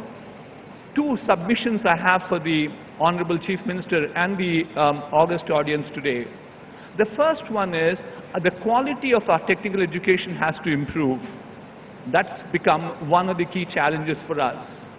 The key challenge is because the world is moving in terms of technology. I keep saying we haven't seen this particular rapid change in technology any time in our lifetime.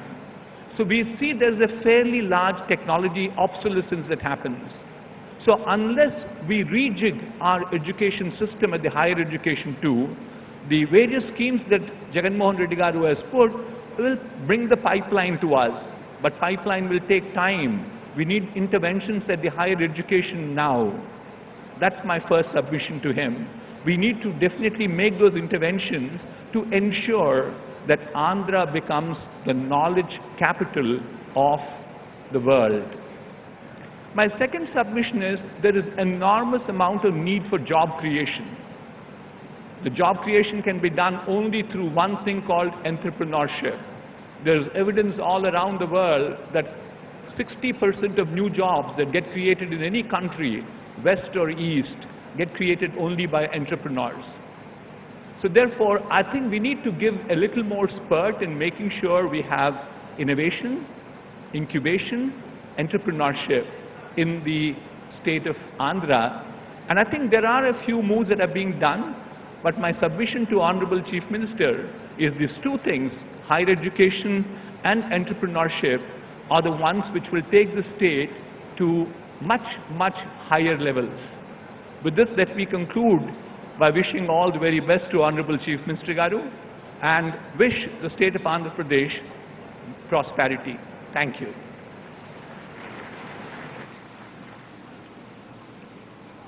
ధన్యవాదాలండి Shri BVR Reddy garu. Ladies and gentlemen, in the height of the pandemic, this research-led company fulfilled the necessity of the hour by formulating the co-vaccine that has been deployed across the world. Now, to tell us more about this marvelous feat, how it was achieved, and the impact of innovation in life sciences, we would like to invite the Executive Chairman of Bharat Biotech International, Dr. Krishna M. Ella garu. Honorable Chief Minister and Honorable Ministers who are Finance, Industry, and all the Cabinet Ministers and Chief Secretary and all the chieftains of the captains of the industry. Thank you. I think the Chief Minister put the 5 minutes timing here. So now we have to follow the timings. And I think it's one of the best things I've seen.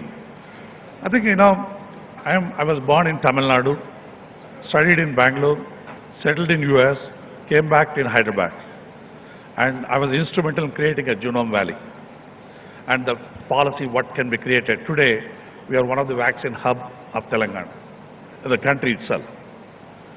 But we have not done anything to Andhra Pradesh, but certainly we look forward to do something in the veterinary vaccine, animal husbandry, and aquaculture. Because now the future is going to be the seafood industry, which are going to be vaccinated, not even chemicals are used. I'll tell you one thing, when Chief Minister program was AP, stands for Abundance and Prosperity. The abundance and prosperity means many people would not have noticed, but it's an appropriate word, abundance and prosperity. The abundance comes from the resources, one, but the second one important, human resources. And the human resource, and Telugu people are the highest export of the human resource to the global. Today, any country is surviving only because of foreign exchange coming from the non-resident Indians sending to India. When you look at Rayalaseema, highest number of people in the Middle East, they're sending their money. And that is why even foreign institutional investor doesn't put money. We are still surviving as a country because of the human resource export and coming back. And I really request the Andhra Pradesh government to focus on one thing, on skill development. And it's wonderful to have an opportunity to create a skilled university, not skill development institute everywhere, excellence in every district. You dilute the effect. But if you have one university, no country, no state has done it so far. And you should lead that as a skill university in the country, number one. Number two, pharma. Is no point, already pharma, Vizag and Nellore, all those places already leading in the pharma of Andhra Pradesh. But again, competing with other states is not worth it, but we focus on intermediates. Because now the Indian government was desperately looking for intermediates to be manufactured in India, less dependence on China. So that means intermediate park, nobody has set up in the country. So we can be unique as Andhra Pradesh, that position on that intermediates. Third important aspect, toy industry in Vijayawada is one of the important industry.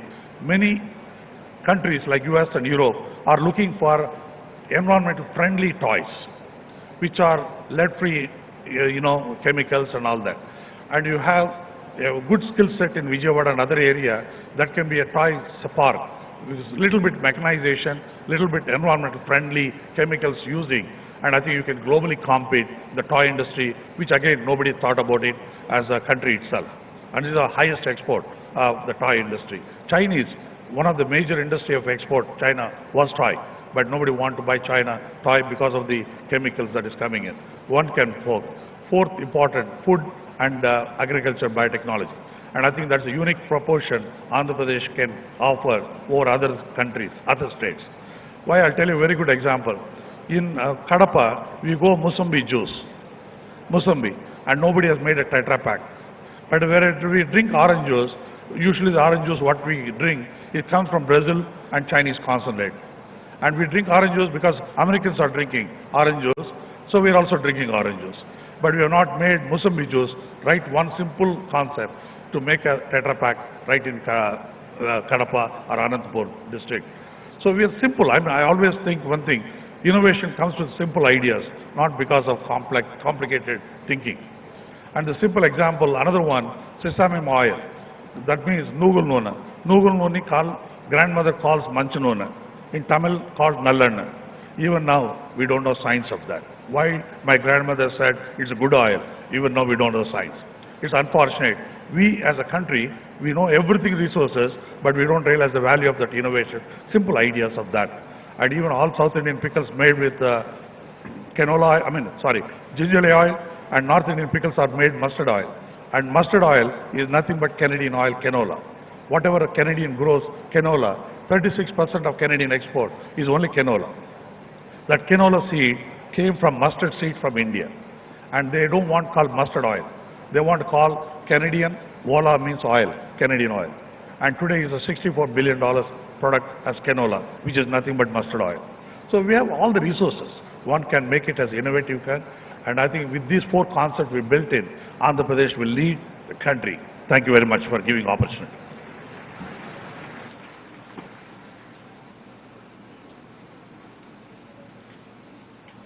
Nandri, Dr. Krishna Ella avargale. Thank you for your tireless efforts to safeguard all our well-being and for coaxing. Now, for a perspective on cooperative good governance, it's an honor to welcome Managing Director, Dalmia Bharat Group, Shri Puneet Dalmia ji. Welcome, sir.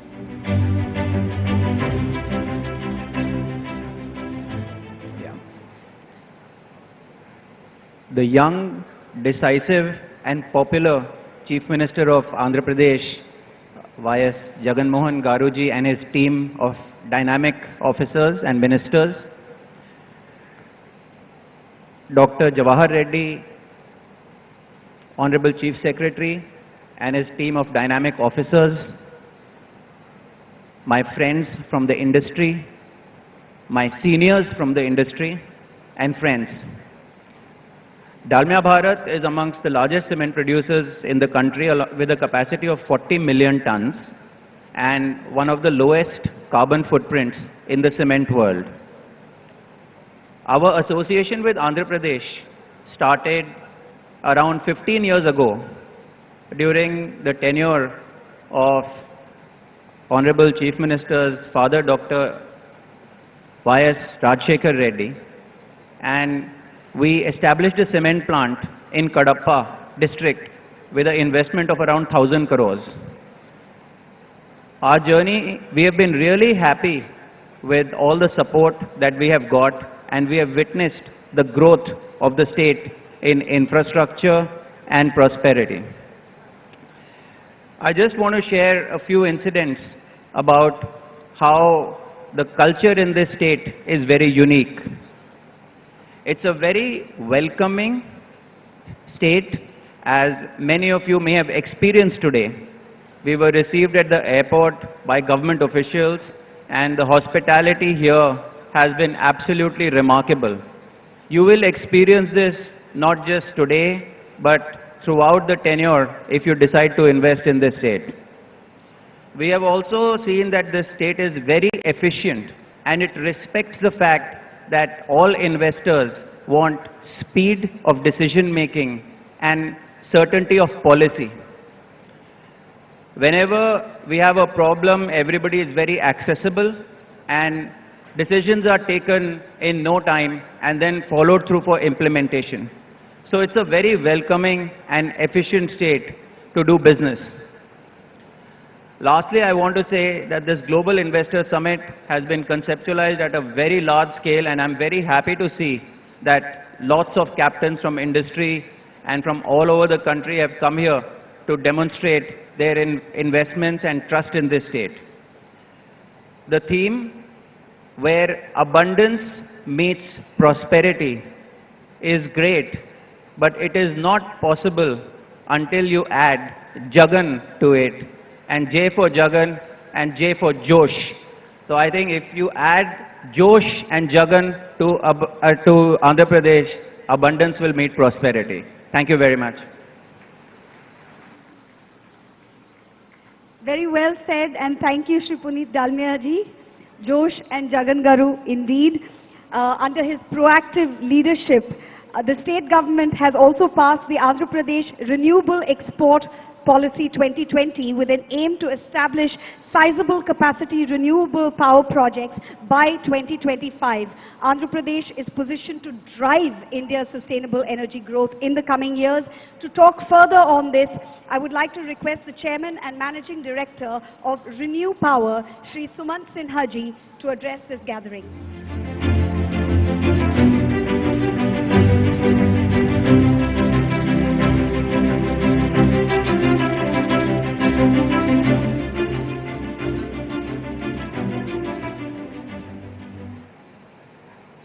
Shri Y.S. Jagan Mohan Reddy Garu, Honorable Chief Minister of Andhra Pradesh, other dignitaries and industry captains on the dais, ladies and gentlemen from the media, Namaskaram.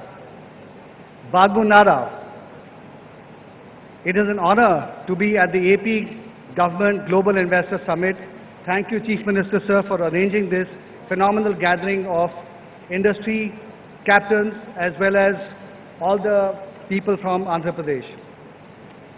Renew is an 11-year-old company, but we have come a long way in such a short time due to the ecosystem and the policy framework of the central government led by Honorable Prime Minister Shri Narendra Modi ji and the state government under the able leadership of Honorable Chief Minister Jagan Mohan Reddy Garu ji. Once a policy framework is in place, every industry needs the support of the state governments where projects are being set up. This is where the AP government, led by its dynamic Chief Minister, excels, leading to the excellent response to his invitation to industry leaders from all over India and from foreign countries.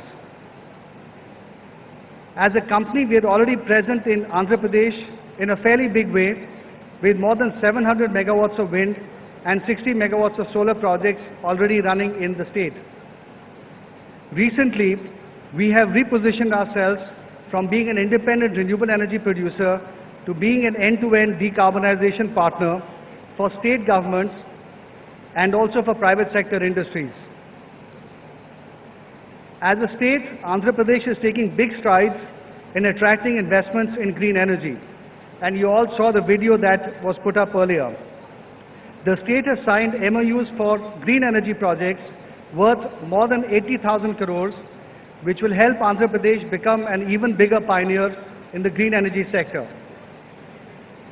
Recently, Andhra Pradesh Discoms has subscribed to the scheme introduced by the Ministry of Power to clear its pending dues to the GENCOs in a phased manner over 12 installments.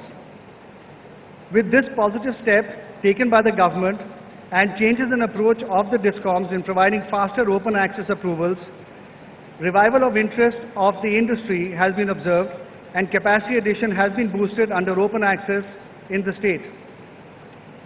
In addition, Andhra Pradesh has recently received 3 energy awards in the 15th Inertia Award Summit in December 2022. The state was selected as the best state in the country in respect of energy infrastructure and development, and AP Transco as the best transmission utility in the country. This is a very big honor. The New and Renewable Energy Development Corporation of Andhra Pradesh, NREDCAP, stood as the best renewable energy corporation in the country. The positive measures taken by the state government under the leadership of Honorable Chief Minister encourages us and the rest of the industry to further expand our investments and operations in the state. As far as renewable energy is concerned, there are 3 specific unique factors in the state. Number 1, it is one of the very, very few states in the country that has good both wind and solar resource. This is very unique in the country. The second, as we have all heard, the state has been granted number 1 rank in the ease of doing business for 3 years in a row. This is really, really a stellar achievement. And thirdly, the leadership of the state, which is so dynamic and so visionary, is also quite remarkable in the country. As a result, I am very happy to announce our investments in the state of many thousands of crores of rupees in green energy and the decarbonization sectors in AP over the next 5 to 7 years. This will eventually end up being our biggest investment in any state in India. The investments will be in the areas of green hydrogen, pumped hydro, renewable energy generating projects, and solar panel manufacturing, along with efficient supply chains. We are going to be signing an MOU later today.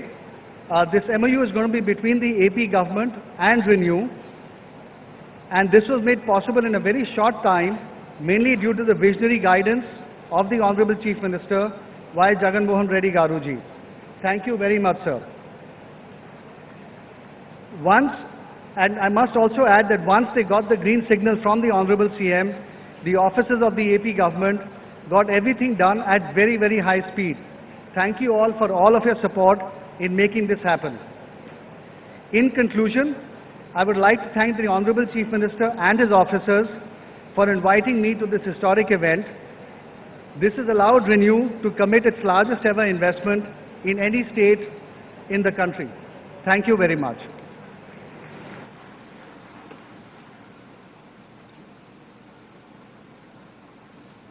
Dhanyavad Shri Suman Sinha ji. We now present to you an audiovisual presentation on the automotive and electric mobility sector. Can we have the AV?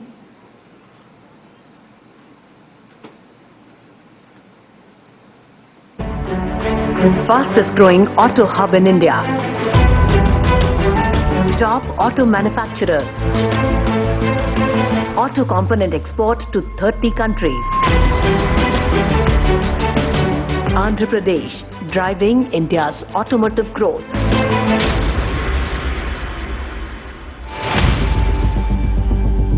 Andhra Pradesh has the privilege of being home to two of India's largest auto investments in recent times. Top brands like Kia Motors and Isuzu have made the most of the state's competitive advantages to register a strong presence in the markets. I wish Kia Motors all the very best, and I assure to the management team who's functioning from this plant Kia that we would stand to support Kia Motors all through. The state is now exporting automobiles and related products to more than 30 countries, including the US, UK and Japan. Andhra Pradesh has taken the lead in tapping into the unexplored electric mobility space. The government of Andhra Pradesh is dedicated to sustainable development by prioritizing the electric mobility ecosystem in the state and introduced an exclusive policy, the Andhra Pradesh Electric Mobility Policy. Andhra Pradesh government is cognizant of environmental and social governance and focuses on reducing carbon emissions by converting all state transport corporation buses and government vehicles into electric vehicles, phasing out all fossil fuel-based commercial fleets and logistics vehicles by 2029. The state government is also focusing on manufacturing 10 lakh electric vehicles combined across all segments of vehicles. Develop 1 lakh slow and fast charging stations and 100 DC public charging stations by 2024. Build high-density energy storage of at least 10 gigawatts. The state government's visionary and proactive approach has prepared Andhra Pradesh to meet growing demands for electric vehicles the world over.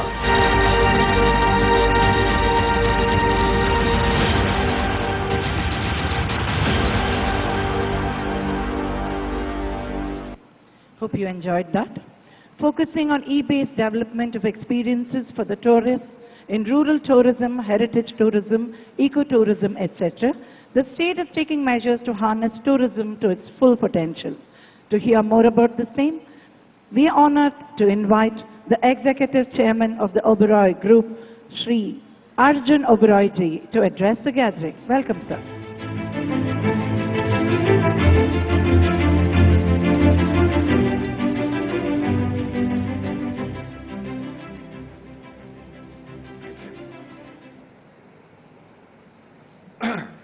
Honorable Chief Minister, dignitaries on the dais and delegates, good afternoon, namaskar. I would like to start by congratulating the Honorable Chief Minister for hosting the Global Investor Summit 2023. I also take this opportunity to congratulate the Honorable Chief Minister for bringing to the state a most aggressive and forward-looking tourism policy. The policy offers best-in-class incentives and aims to substantially develop tourism in the state through luxury hotels and resorts. The state of Andhra Pradesh has immense potential. We are delighted to acknowledge, under your dynamic leadership, the sector is seen as an engine for economic growth and employment generation. We resonate with your vision that the state needs several iconic projects and luxury hotels to truly realize its tourism potential. The Tourism Policy 2025 is a testament to your vision and will go a long way to support the development of travel and tourism in the state. Andhra Pradesh has numerous national advantages for attracting tourism and is one of the most visited states in the country.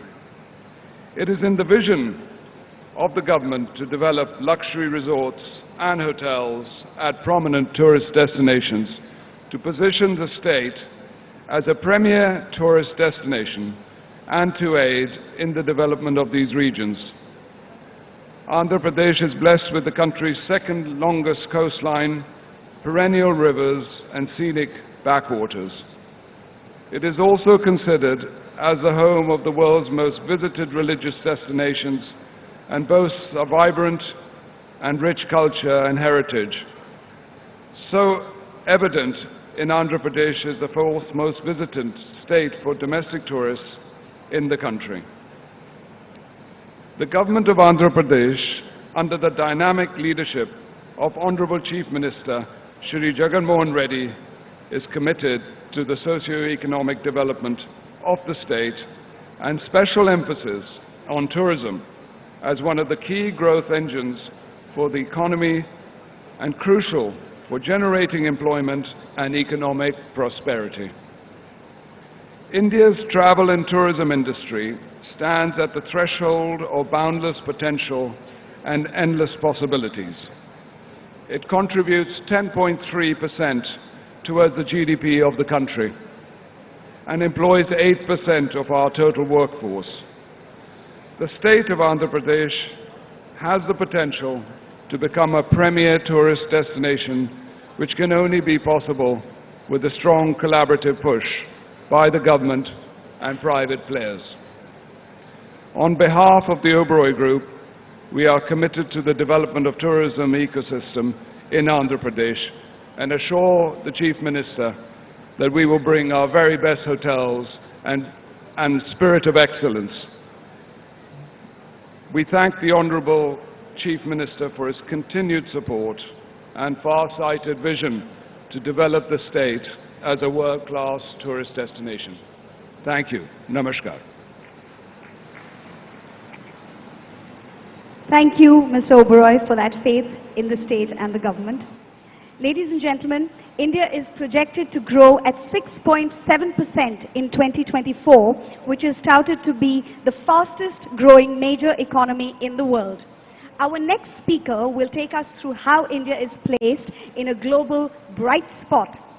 It is my pleasure to welcome to the stage the CEO of Adani Ports SEZ, Shri Karan Adani ji.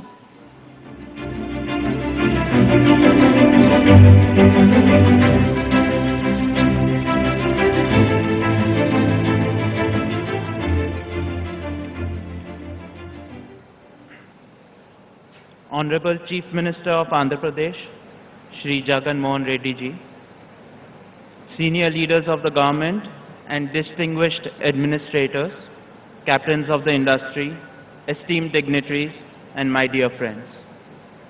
A very good afternoon to everyone. It is an honor to be here and speak at the Global Investor Summit 2023 before so many luminaries from the political, social, and entrepreneurial world.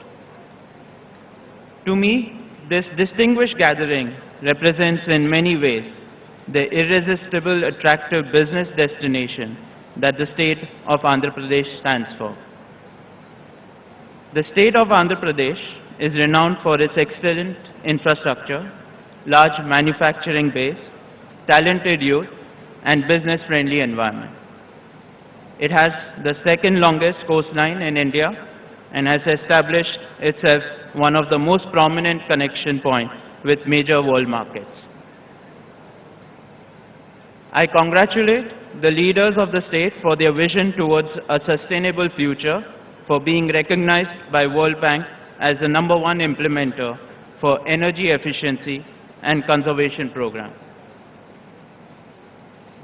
Honorable Chief Minister, I would like to express my sincere gratitude for supporting the business fraternity at large.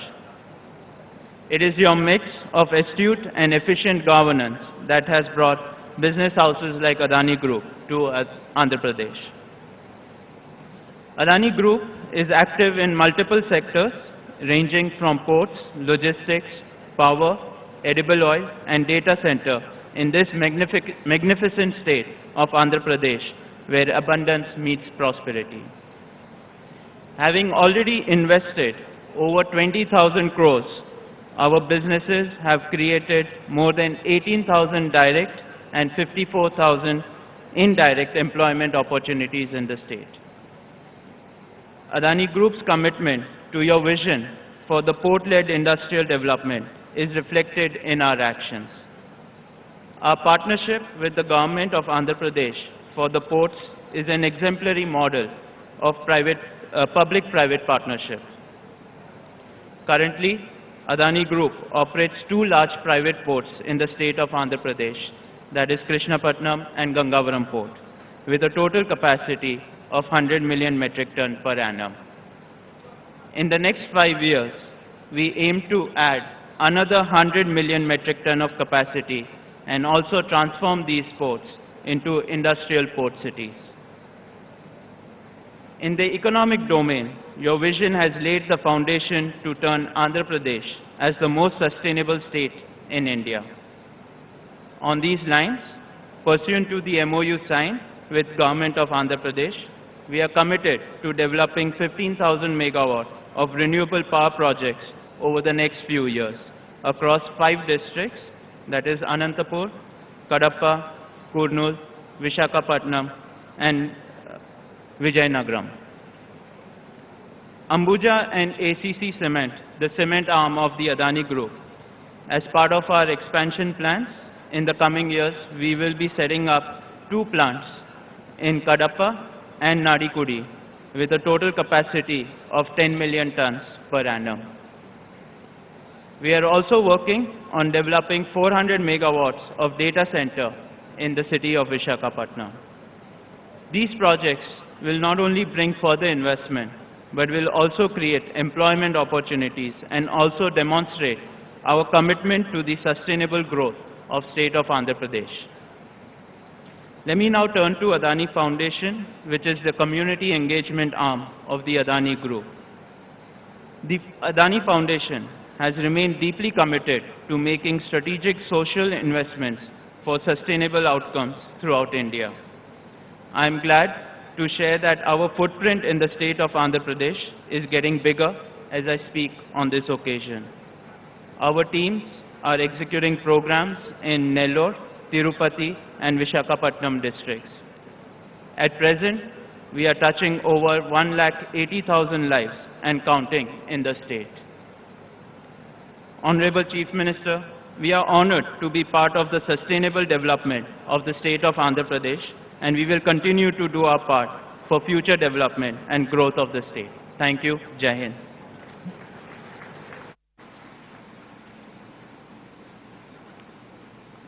Dhanyavad, Shri Adani ji, for your insightful words. India's per capita income has gone up 6 times in the past 75 years since independence. With a vision to leverage the benefit of a digital revolution and digitalize every nook and corner of the country, our Honorable Prime Minister Shri Narendra Modi ji has set sights on India being a fully developed country by 2047, which is when we will be celebrating 100 years of freedom.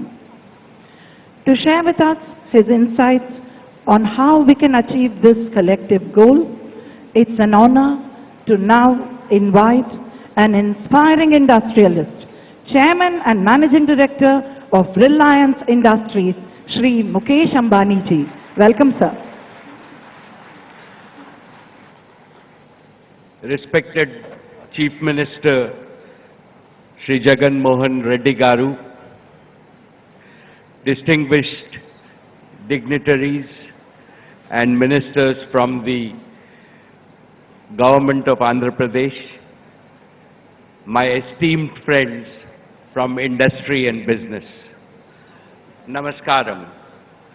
It is a pleasure and an honor to participate in the Advantage Andhra Pradesh Summit. Andhra Pradesh is blessed with the gift of abundance, abundant fertile land, abundant natural resources, abundant talent, and abundant heritage. From the pristine beaches of Visakhapatnam to the rich and green plains of Godavari and Krishna, from the splendors of the Vijayanagar Empire to the lofty and sacred hills of Tirumala, three more strengths have made Andhra Pradesh more wonderful in modern times. First, the incredible strength of its entrepreneurs, especially in the areas of infrastructure and pharmaceuticals. Second, the enormous strength of Andhra's diaspora. Globally, some of the best professors, scientists, engineers, doctors, and professionals are from Andhra Pradesh. I, at Reliance Industries, am blessed to have some of my best professional managers in Reliance from Andhra Pradesh. Third, the growth of the blue economy in the coming decades will open up an ocean of new opportunities for Andhra Pradesh. Andhra Pradesh has the second longest coastline in India. It can prosper greatly by harnessing renewable ocean energy, seabed minerals, marine biotechnology, and so on. Dear Jagan Garu, under the determined and far-sighted leadership of our Prime Minister, Shri Narendra Modi, India has now become the fastest growing large economy in the world. Similarly, Andhra Pradesh has grown phenomenally under your visionary and youthful leadership. Be it economic growth or ease of doing business, the state today ranks among the best in India. My warm congratulations to you and all the officials of the government of Andhra Pradesh. There is energy, enthusiasm, and ambition among the youth. There is hope, optimism, and dynamism among the business community. And there is an all-pervasive confidence that Andhra will emerge as a leading player in New India's growth story. Friends, Reliance has been among the first corporates to believe in the stupendous economic potential of Andhra Pradesh. It is here that our oil and gas exploration team found gas in 2002. We have invested over 150,000 crores in our KGD6 assets, developing and supporting gas pipeline.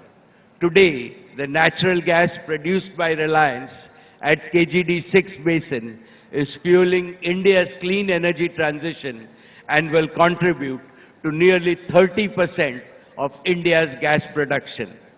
This is just an example of how important Andhra is to the India story and how deeply Reliance is invested in the Andhra story. Friends, now let me talk about Jio. We are creating the largest and the best digital network footprint in the state by investing over 40,000 crores. Our 4G network covers 98% of Andhra Pradesh's population, including those living in the remotest corners of the state. The rollout of Jio's true 5G will be completed before the end of 2023 throughout India, including your state of Andhra Pradesh. Jio's true 5G will trigger a new wave of digital revolution in Andhra Pradesh, benefiting every sector of the economy. This will also create large-scale business and employment opportunities for the people of Andhra Pradesh. Reliance Retail has catalyzed a retail revolution in Andhra Pradesh. It has partnered with more than 1.2 lakh Kirana merchants across 6,000 villages of Andhra Pradesh, equipping them with tools needed to thrive and succeed in the digital age. Through its presence, Reliance Retail has created over 20,000 direct jobs and a large number of indirect jobs in Andhra Pradesh. But the best is yet to come. Reliance Retail will source significantly more agri and agro-based products and manufactured goods from Andhra Pradesh for sale all over India. Apart from increasing the income of farmers, artisans and others, this will directly create over 50,000 livelihood opportunities in the state. The Reliance Foundation is working with great passion and vigor in the areas of education, healthcare and rural transformation. As Reliance grows its presence in Andhra Pradesh, so will Reliance Foundation effort to support the developmental needs of rural communities in the state. Friends, I would like to assure you that Reliance will continue to be an unflinching partner to the people and the government of Andhra Pradesh in your states all around accelerated progress. This morning, I am happy to announce that we will continue our investments and we will invest in 10 gigawatts of renewable solar energy in the state of Andhra Pradesh. I thank the government of Andhra Pradesh and all its officials for their support and encouragement, and I'm particularly grateful to the Honorable Chief Minister for all his support and for inviting me to this summit. I wish the summit all success, and I'm confident that it will turn a new chapter in the Andhra Pradesh growth story. Thank you. Shri Mukesh Ambani ji, बहुत शुक्रिया आपका for your unflinching faith and for being invested in the Andhra story. Now, ladies and gentlemen, before I move on to introduce our next speaker, for the sake of our international audience, I would like to explain the meaning of the word Josh. It means power-packed. So please join me for a power-packed welcome for the Honorable Chief Minister of Andhra Pradesh, Shri Y.S. Jagan Mohan Reddy Garu.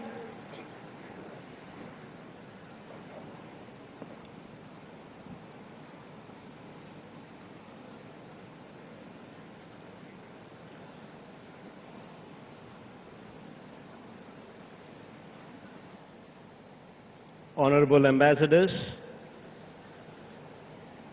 Consul Generals, the diplomats from foreign missions, my colleagues in the State Cabinet, industry doyens, business leaders and representatives, officials from the state government, ladies and gentlemen,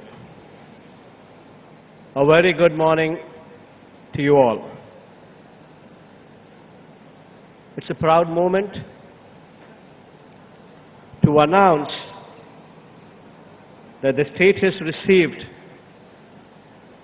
340 investment proposals with an investment of about 13 lakh crores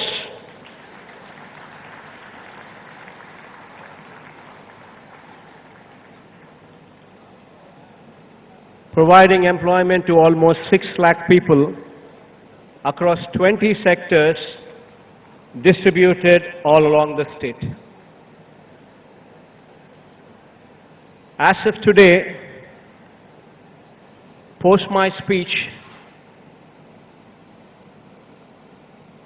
we are going to execute 92 MOUs with an investment of about 11.85 lakh crores, giving employment to almost 4 lakh people. The remaining 248 MOUs will be executed tomorrow, i.e. 4th March 2023, with an investment of about 1.15 lakh crores and an employment to almost 2 lakh people. Marquee investments such as Reliance Group, Adani Group, Aditya Birla Group, Renew Power, Aurobindo Group, Daikin, NTPC, IOCL, Jindal Group, Mondelez, Parley for the Oceans, Shree Cements, Wellspun, to name a few, shall be setting up their businesses and expanding their businesses in Andhra Pradesh. And I take this opportunity to thank them personally. On behalf of the state of Andhra Pradesh, I extend a warm welcome to you to the Andhra Pradesh Global Investors Summit 2023. And I also thank you all for being part of this event. At the outset, I wish to point out that this summit today, through this summit today, we would like to communicate to the domestic and international investor community, we would like to communicate to them that you mean a lot, that to us you are important. And this we would like to communicate this day through this summit. We would like to convey this day our strengths, the diverse opportunities the state has to offer, the state's business-friendly environment, its robust infrastructure, the state's emphasis on healthy competition and innovation, and above all, our commitment towards sustainable long-term growth through your partnership.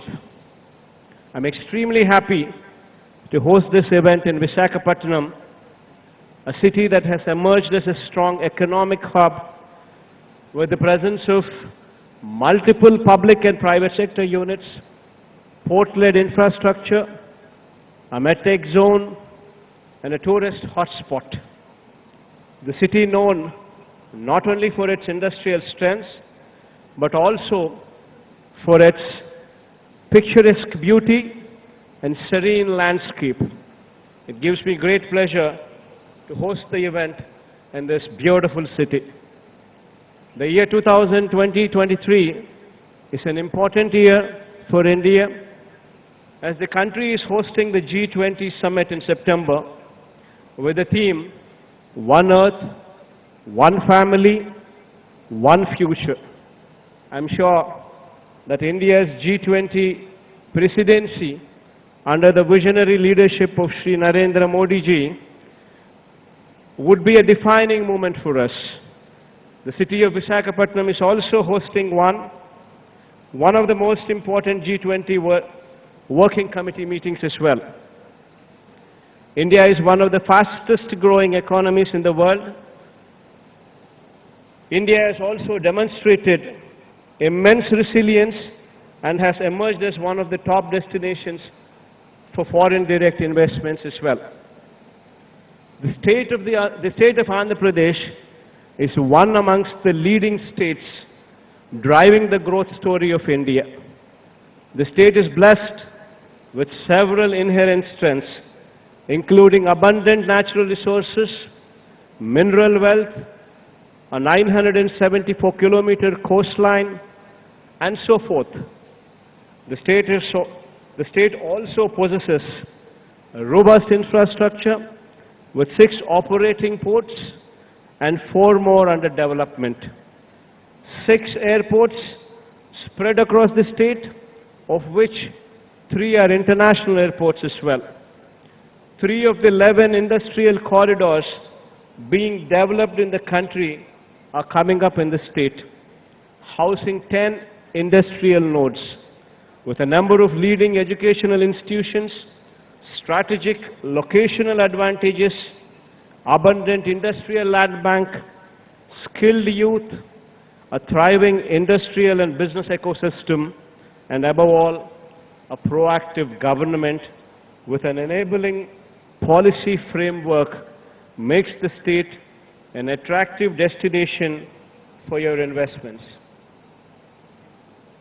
Andhra Pradesh has achieved a year-on-year GSDP growth rate of 11.43% in the financial year 2021-22, which was the highest in the country.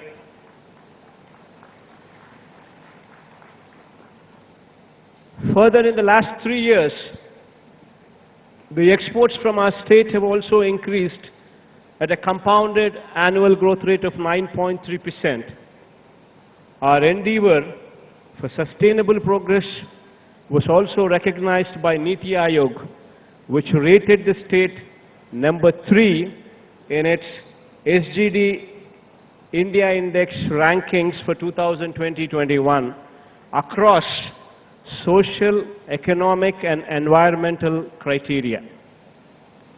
Our focus in the state has been on formulating several path-breaking reforms and initiatives to strengthen governance at the grassroots, improve business environment, promote policy stability, drive competitiveness, and enhance transparency to provide a low-risk investment climate.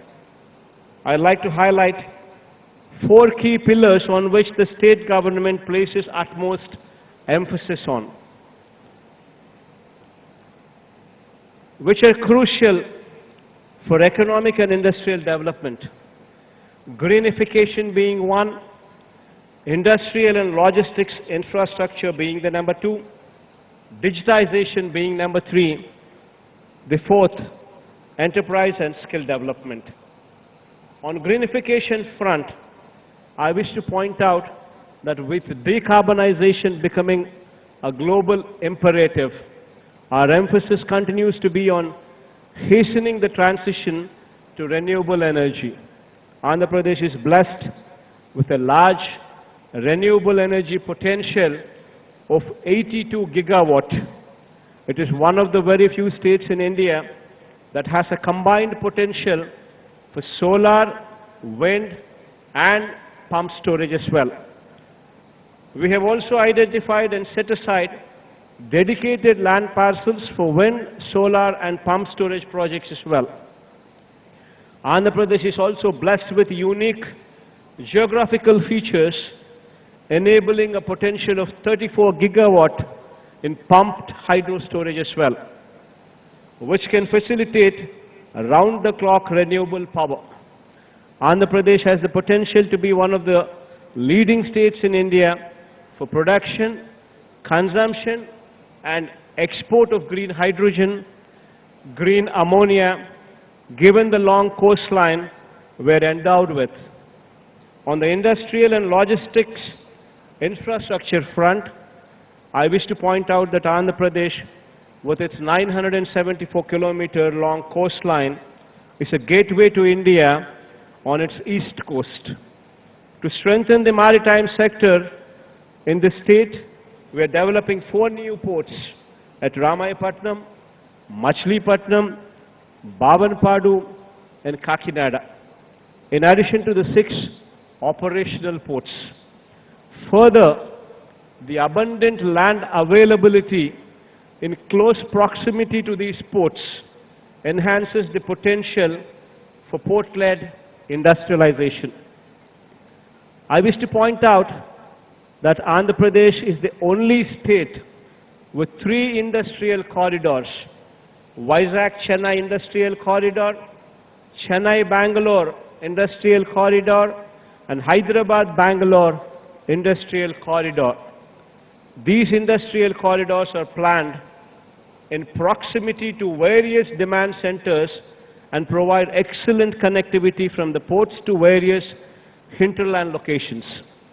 These corridors, with 10 dedicated nodes, would certainly emerge as hubs for industrial growth in the years to come. To reduce the time and cost of moving cargo to hinterlands, we are also developing 5 multi-modal logistics parks as well, at strategic locations spread across the state. The state government is also developing 9 new fishing harbors, enabling seafood sourcing and processing. Andhra Pradesh also has sector-specific industrial clusters for pharmaceuticals, textiles, food processing, electronics, etc., which provide state-of-the-art common infrastructure and large pool of skilled manpower. Andhra Pradesh is also home to several medtech companies in Andhra Pradesh, medtech zone in Visakhapatnam. Additionally, the government is making available plug-and-play facilities which will significantly reduce the cost and time associated with setting up of business. The third pillar, digitization, is also of paramount importance. Our single desk portal offers a one-stop digital platform for all domestic and international investments, with over 90 business services across 23 departments.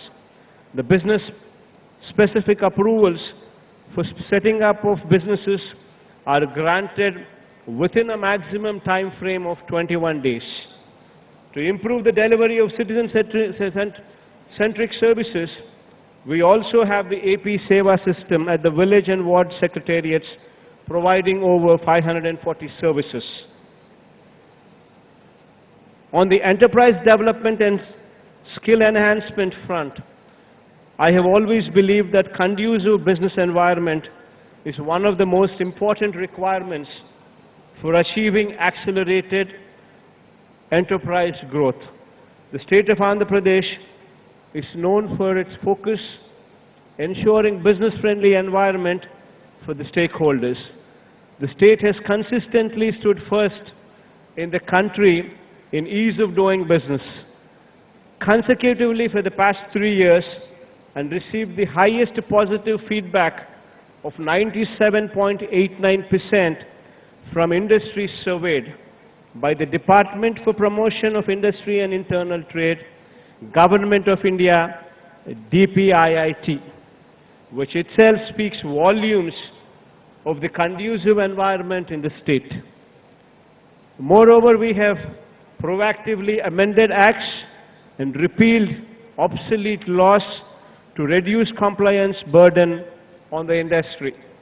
Along with good infrastructure and a conducive business environment, availability of skilled workforce is very crucial if the desired outcome is to be achieved. To this end, the state government is in the path of setting up 26 skill development colleges in the state. The state government is working with the objective of upgrading skills of our local youth to international standards through significant industry involvement through these skill development colleges. I wish to conclude by reiterating that with proactive policy formulation and due attention to each of the pillars discussed, we are facilitating a business-friendly environment and are also ensuring sustainable economic development of the state. At the Andhra Pradesh Global Investors Summit 2020-23, over the next 2 days, we will be showcasing the strengths of our state and the business prospects that are available. We urge all the business leaders to participate actively in the sector sessions and engage with our teams to understand the potential opportunities in various sectors in our state. It is our commitment to facilitate the most conducive business ecosystem in the state. I once again assure you that we are only a phone call away. Whenever you need us for anything whatsoever in supporting your business, this is our assurance to you.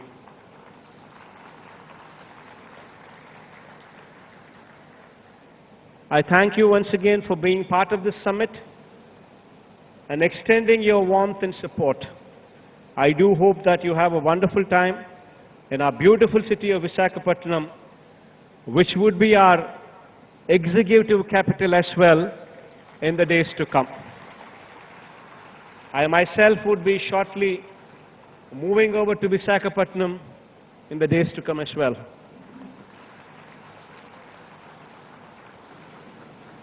Thank you. Have a wonderful day.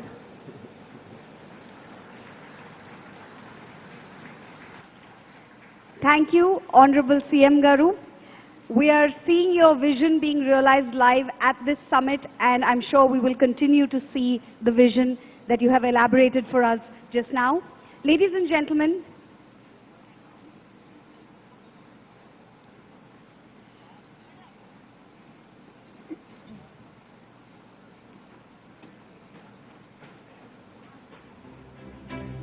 and we have Shri Puneet Dalmia ji to thank for that wonderful phrase he coined at the event today, Josh and Jagan ji. I really think that's going to stick.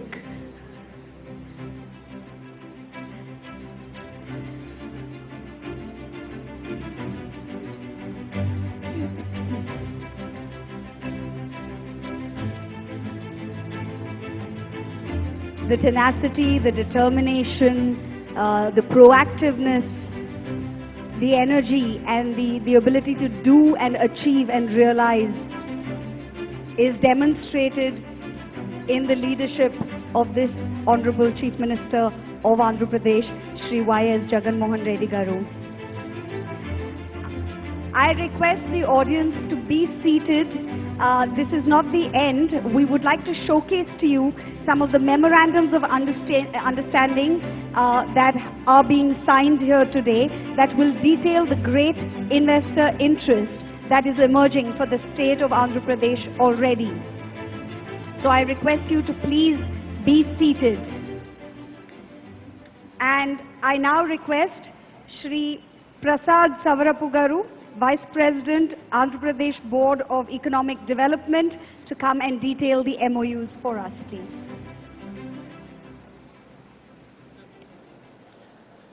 Good afternoon, ladies and gentlemen. In the presence of our Honorable Chief Minister and the respected dignitaries, now I call upon the different organizations. So the organizations come onto the stage and exchange MOUs with our Minister for Industry, Shri Amarnath Garu, and Special Chief Secretary, Shri Karikal Velavan sir. May I also request the Special Chief Secretary, Mr. K. Vijayananda Garu, to come onto the stage, please, along with our Honorable Minister, Shri Pediredi Ramchandra Reddy Garu, for all the energy-related MOUs. NTPC, National Thermal Power Corporation Limited, is an Indian public sector undertaking that operates in the power generation sector, is the largest sector generation company in India, operates coal, gas, and renewable energy-based power plants. Their intention is to propose an investment of 2,35,000 crores in the state of Andhra Pradesh. That would generate an employment of 77,000.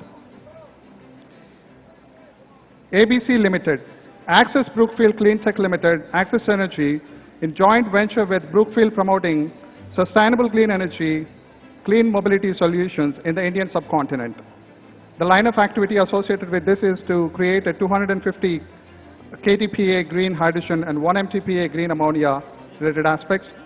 The proposed investment for this particular sector is 1,20,000 crores, which would generate 7,000 employment in the state of Andhra Pradesh.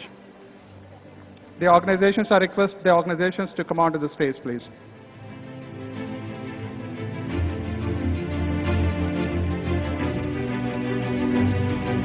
Ladies and gentlemen, please put your hands together and encourage our investors. Renew Power is a renewable energy company in India that focuses on developing, constructing and operating utility in wind, solar and hybrid power projects.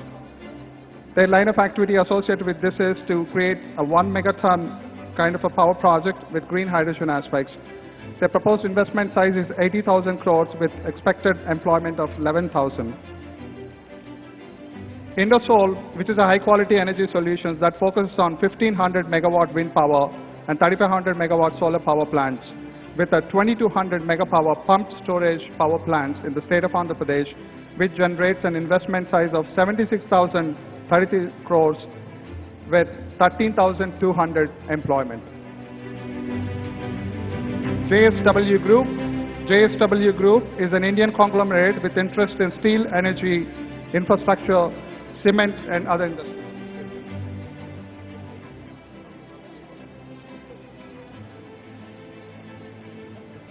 Renew Power.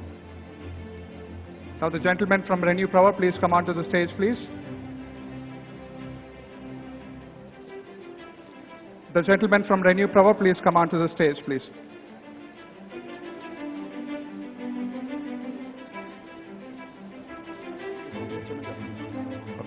Renew Power is a renewable energy company in India that focuses on developing, constructing and operating utility-scale wind, solar and hybrid power projects. Their intention is to create an investment size of 97,500 crores.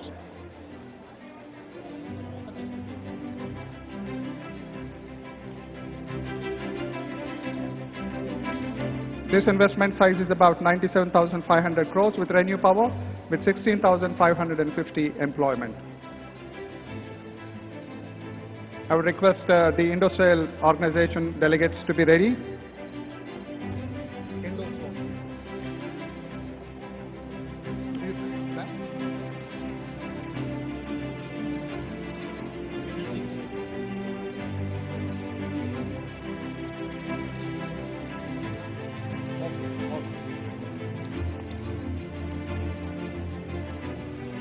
Next, Renew Power. The delegates from Renew Power.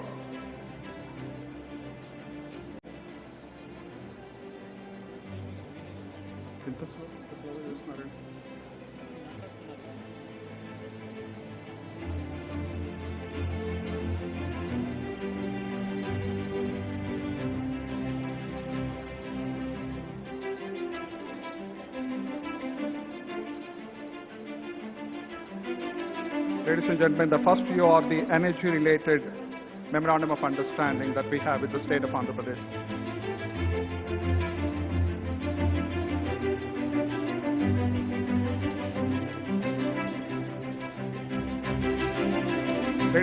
Ladies and gentlemen, please understand that our Honorable Union Minister, Mr. Nitin Gadkari, would join us shortly.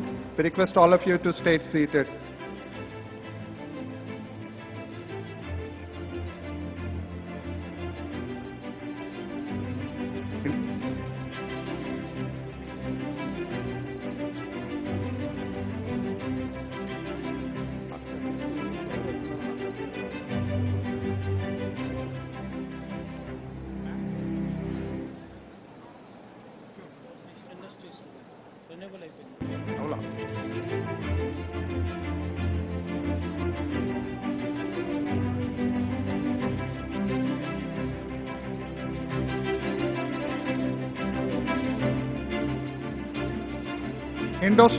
Indosol provides high quality energy solutions with 1,500 megawatt wind power, 3,500 megawatt solar power plants, and 2,200 megawatt pumped storage power.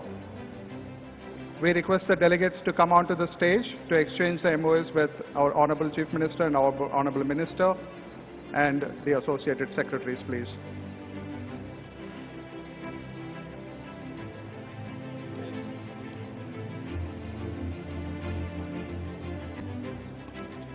JSW Group.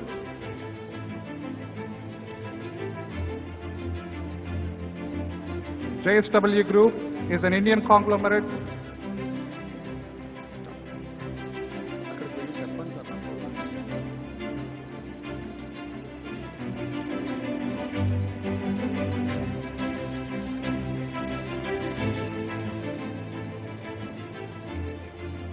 Serentica Renewables provides end-to-end energy management solutions, creating clean energy hubs in the state of Andhra Pradesh with the investment size of 12,500 crores with 2,000 employment.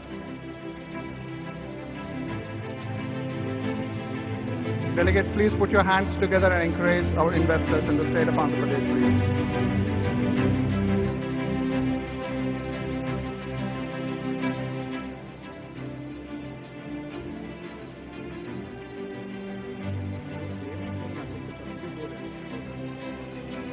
Avada Group, yes, sir.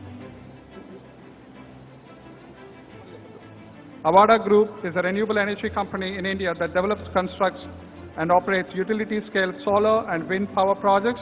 It also provides energy storage solutions and offers advisory and consulting services in the renewable energy sector. The organization's intention is to create a 1 megaton power capacity projects with 50,000 crores of investment, which creates a job opportunity of 7,300 people.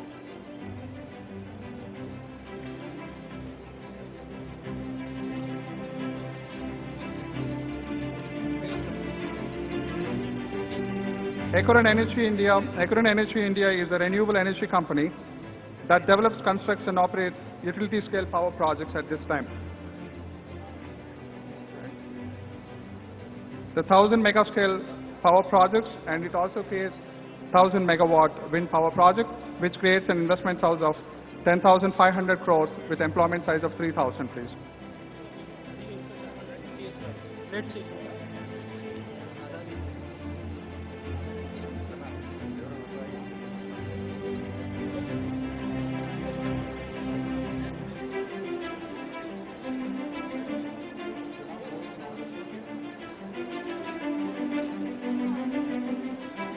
Aditya Birla Group is an Indian conglomerate that operates in diverse industries such as cement, chemicals, textiles, financial services, telecommunications, and more. It's one of the largest conglomerates in India, has global presence with operations in multiple countries. We request the delegation to come onto the stage, please. Aditya Birla Group intends to create an investment size of 7,305 crores with an employment size of 1,250.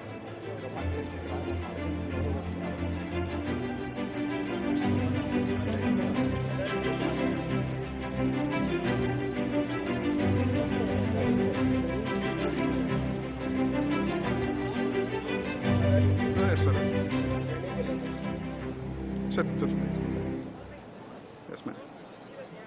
Okay.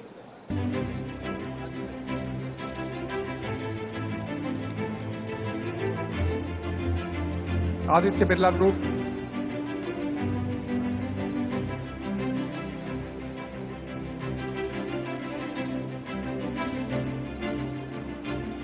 Next is Adani Green Energy. Adani Green Energy is a renewable energy company in India that develops utility-scale solar, wind, and hybrid power projects. The project plan is to create a 1,000 megawatt PSP at Gandikota, YSR district, and 500 megawatt PSP at Chitravati. The investment size of this particular organization is 21,820 crores. That creates a generation of employment of 14,000.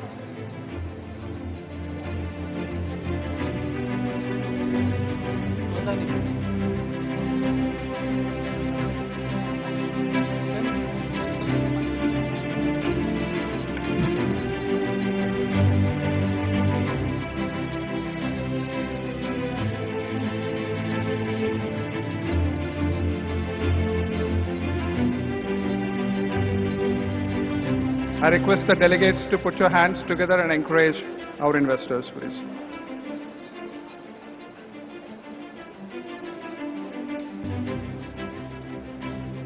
Next is Aurobindo Group.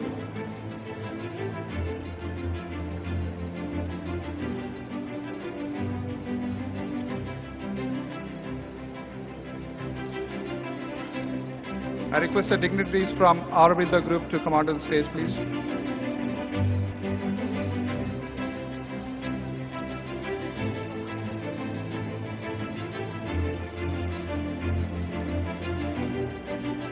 Aurobindo Group is an Indian pharmaceutical company that manufactures and markets a wide range of generic pharmaceutical products and distributes across the globe. It has a presence in multiple countries and is focused on developing cost-effective and high-quality pharmaceutical products for the global market. Aurobindo Group also has interest in other sectors such as food and real estate. Aurobindo Group intends to invest about 9,015 crores that would generate an employment of 4,150.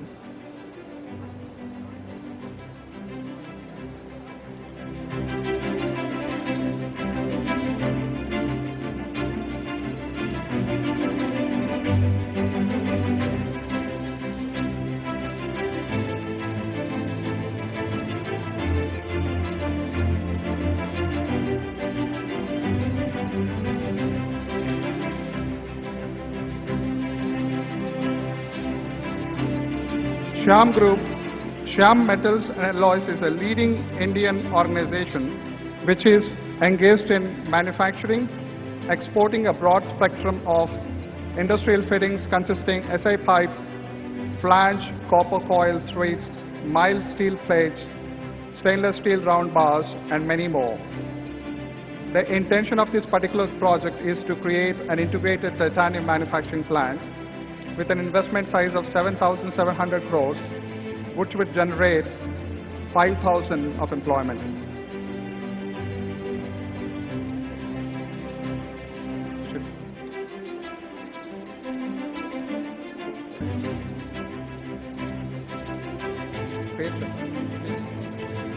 Shree Cements. Shree Cements is an Indian cement manufacturing company that provides and sells cement and related products. It's one of the largest cement manufacturers in India and has a strong presence in the northern, eastern, and western regions of the country. Shree Cements has a diversified product portfolio and has won several awards for its quality and sustainable practices. Their intention is to have a manufacturing facility for cement and power with 4 megatons per year. Their investment size is 5,500 crores, which would generate an employment of 1,000.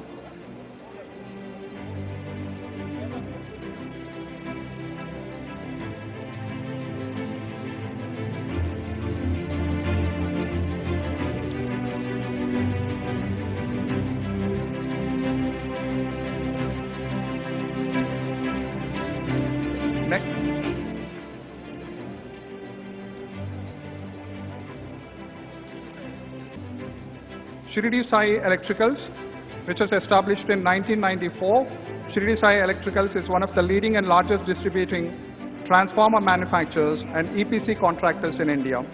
I request the gentleman from Shirdi Sai to come onto the stage and exchange MOUs with the officers, please.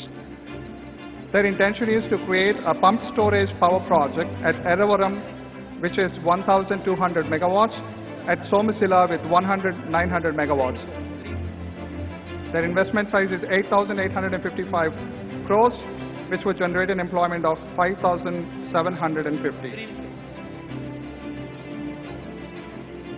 Greenco, which has been our existing player and a significant partner with the state of Andhra Pradesh, is a leading renewable energy company in India that generates and sells electricity from wind, solar, and hydropower plants.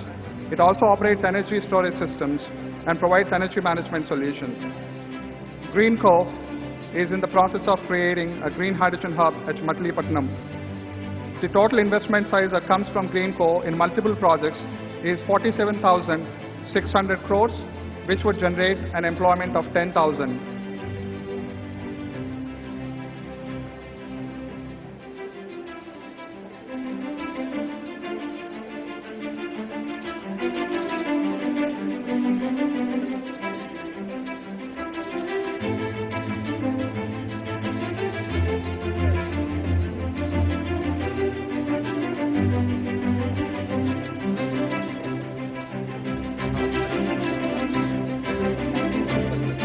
Now the next is we'll call Hutch Ventures and Investments, Parlor for Oceans, and Mondelez. I request the Honorable Minister for Agriculture to come onto the stage, please. I request the Honorable Minister for Agriculture, Mr. Kakani Govardhan Reddy Garu, to come onto the stage, please. Mondelez, which is a multinational corporation with confectionery focus, intends to invest 1,600 crores that would generate 150 employment in the state of Andhra Pradesh.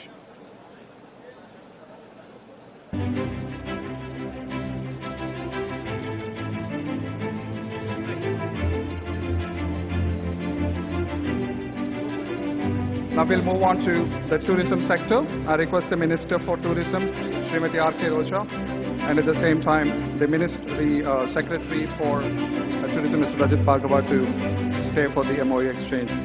Oberoi Group, which is a leading brand in the country, intends to look at 32 luxury hotels, and at the same time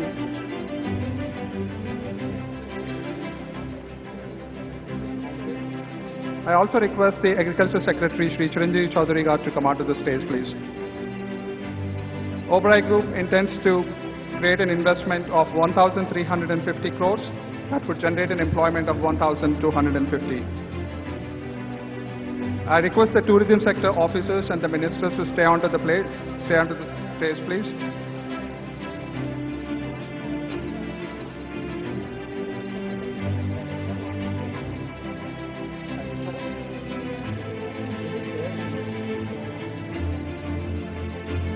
I request the Secretary for the Agriculture Sector, Shri Chiranjeevi Chaudhary Garu, to come onto the stage, please.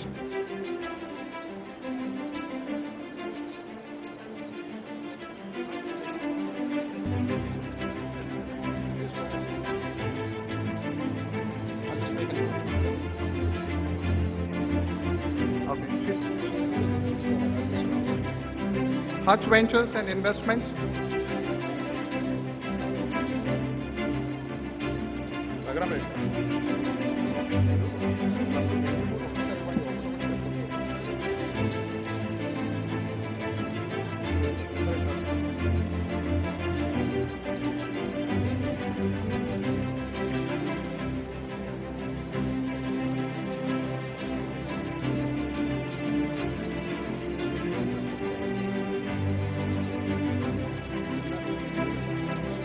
I request the dignitaries of Jindal Steel and Power to come onto the stage, please. Jindal Steel and Power is an Indian steel and energy company that produces and sells steel, power and related products. It operates in multiple sectors such as iron, steel, power, mining and infrastructure, and has global presence with operations in multiple countries. Jindal Steel and Power would like to create and set up an integrated steel plant in the state with an investment size of 7,500 crores that would generate an employment of 2,500.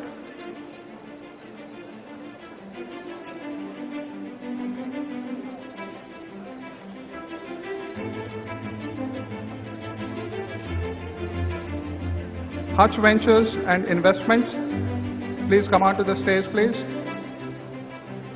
Hutch Ventures and Investments is a multi-state sector agnostic investment vehicle headquartered in New Delhi. Founded in 2016, the firm focuses on investments across a range of sectors, including aviation, ports and logistics, health, retail, food and hospitality, education, luxury and lifestyle, media, and new age technology. Their intention is to create a multi-modal net zero food tech zone with an investment size of 50,000 crores, which leads to an employment generation of 20,000. Greenco Group. Greenco is a leading renewable energy company which focuses on creating green energy. It has been a significant partner with the state of Andhra Pradesh. Now the investment size of multiple projects from Greenco is 47,600 crores with an employment generation of 10,000.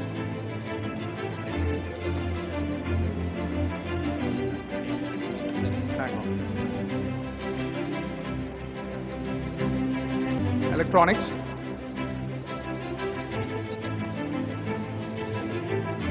I request Mr. Saurabh Kaur, Secretary for Electronics, and our Honorable Minister, Shri Gudwad Amarnath Garu, to exchange the MOUs for electronics, please.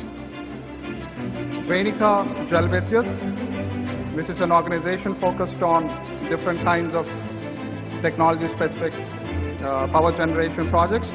It has an investment size of 8,000, which generates an employment of 6,000.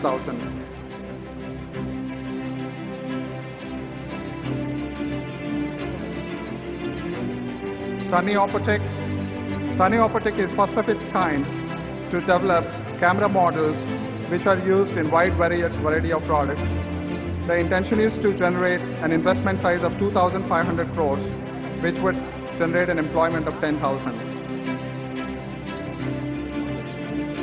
Cellcon Resolute is an electronics manufacturing company which is a giant in TV panel manufacturing. Their intention is to create various kinds of parts associated with TV panels, which would generate an investment size of 1,000 crores with an employment size of 5,000.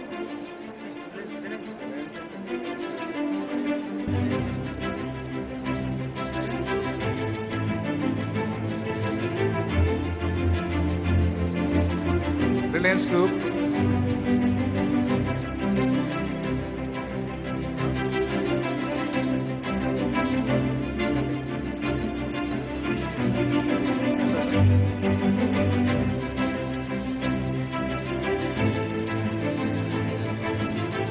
Electronics.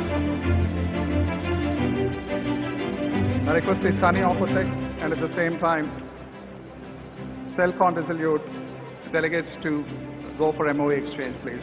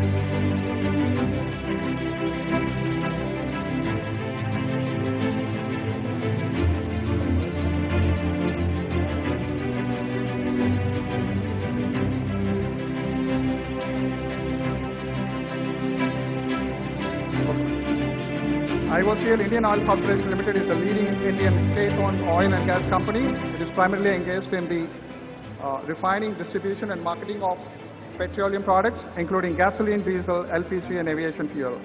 I request the dignitary of IOCL to come onto the stage and exchange the MOU, please. Their investment size at this point in time is 4,300 crores, and which would generate an employment of 1,500.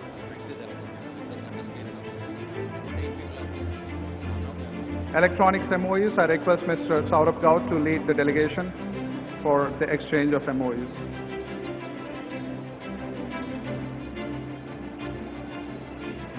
Final.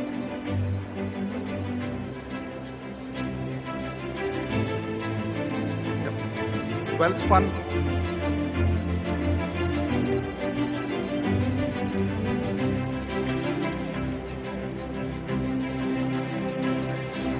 Wealth Fund One Logistics. With ready infrastructure, Wealth Fund intends to create logistics parks in the state of Andhra Pradesh, which could be integrated in elevating the MSME sector of different sectors. Their investment size at this time is 1,500 crores, which would generate an employment of 4,500.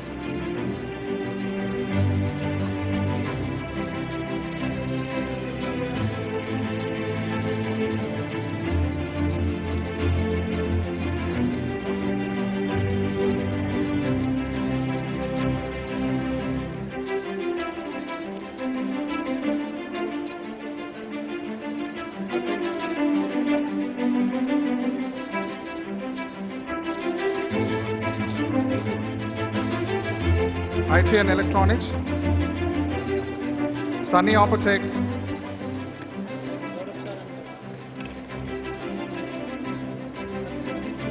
Sunny Optech create first of its kind camera models, which intends to invest 2,500 crores that would generate an employment of 10,000.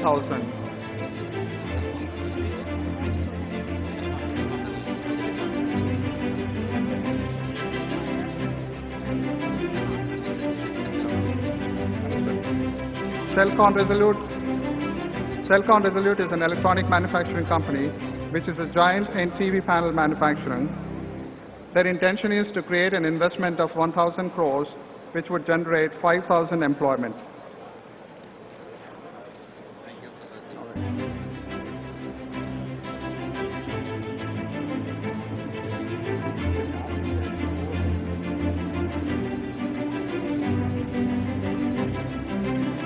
TVS Logistics. May I ask the TVS Logistics guys to just come on to TVS Logistics delegates to come onto the stage, please. TVS Logistics provides end-to-end supply chain services to sectors in IT, healthcare, retail, and many more. Their intention is to create a logistics park, which is an MSME-related sector. And their investment size is 1,500 crores, which would generate an employment of 500.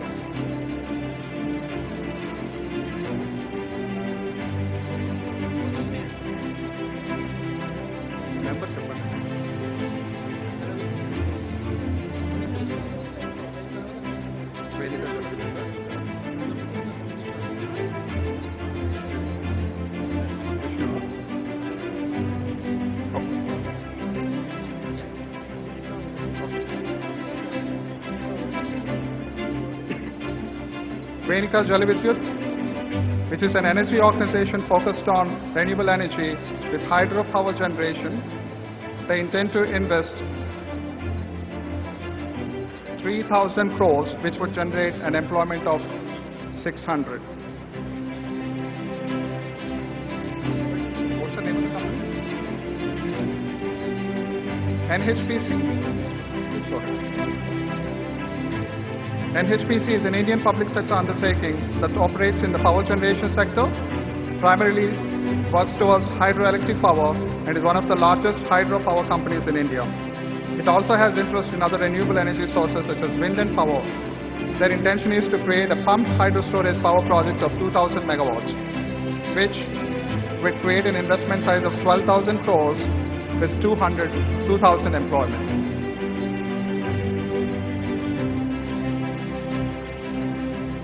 Ladies and gentlemen, please put your hands together and encourage our investors, please.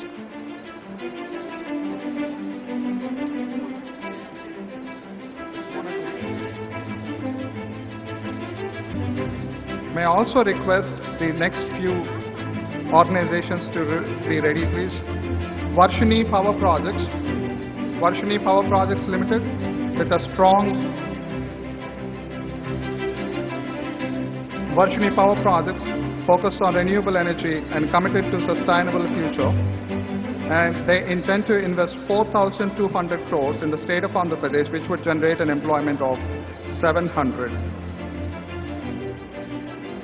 Ashram Infra Projects is a known name in infrastructure development projects. Ashriya Infra Projects intends to create and invest 3,500 crores, which would generate an employment of 8,900. My Home Cements. My Home Industries Private Limited is an Indian cement manufacturing company that produces and sells cement and related products. It operates at a state-of-the-art manufacturing facility in India and has a strong presence in the southern and western regions of the country. My Home Cements is known for its high-quality products and sustainable manufacturing practices within the cement industry. My Home Cements intends to invest 3,100 crores, which would generate 3,000 employment in the state of Andhra Pradesh. Venika Jalavidyut, which is an energy organization focused on renewable energy with hydropower generation, intends to create an investment size of 3,000 crores with 600 employment.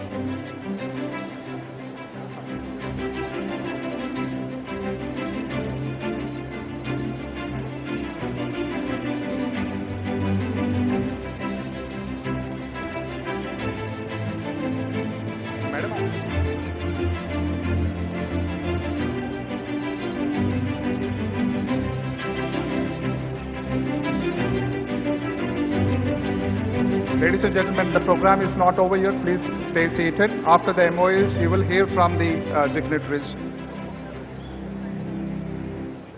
My Home Cements. My Home Industries Private Limited is an Indian cement manufacturing company. They intend to have a cement industry, a cement plant in the state of Andhra Pradesh with an investment size of 3,100 crores, which would generate an employment of 3,000.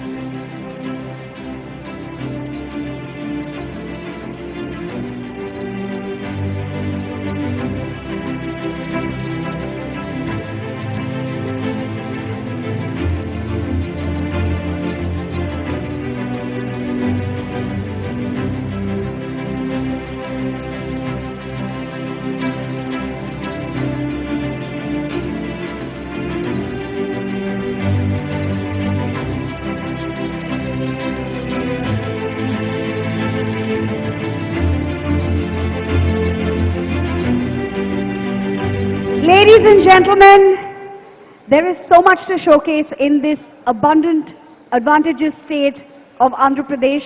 Now with a young and dynamic leader at the helm, he's determined to ensure that we have a skilled and employable workforce while he's going about getting investment for the state to create more employment amongst other things. He is also ensuring a skilled and employable workforce. We would like to show you what's happening in Andhra Pradesh on the skill development front. An AD on skill development in Andhra Pradesh, please.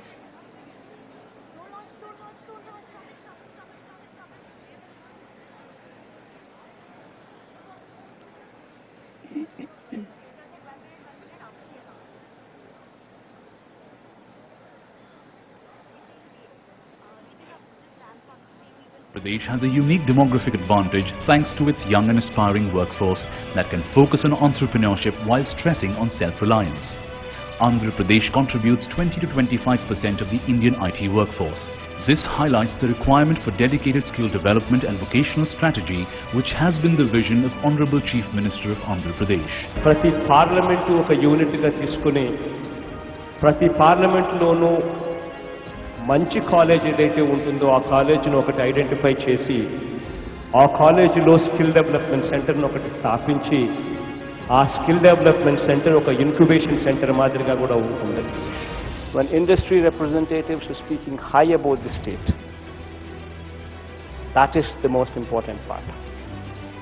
And for the past 3 years this has been happening. God's grace, touch wood, we've been doing well. Andhra Pradesh's government-run schools and colleges had subpar facilities and a lesser emphasis on providing high-quality education during the previous government's tenure. The institute's underutilization and poor learning environments have seriously hampered their ability to produce skilled human resources.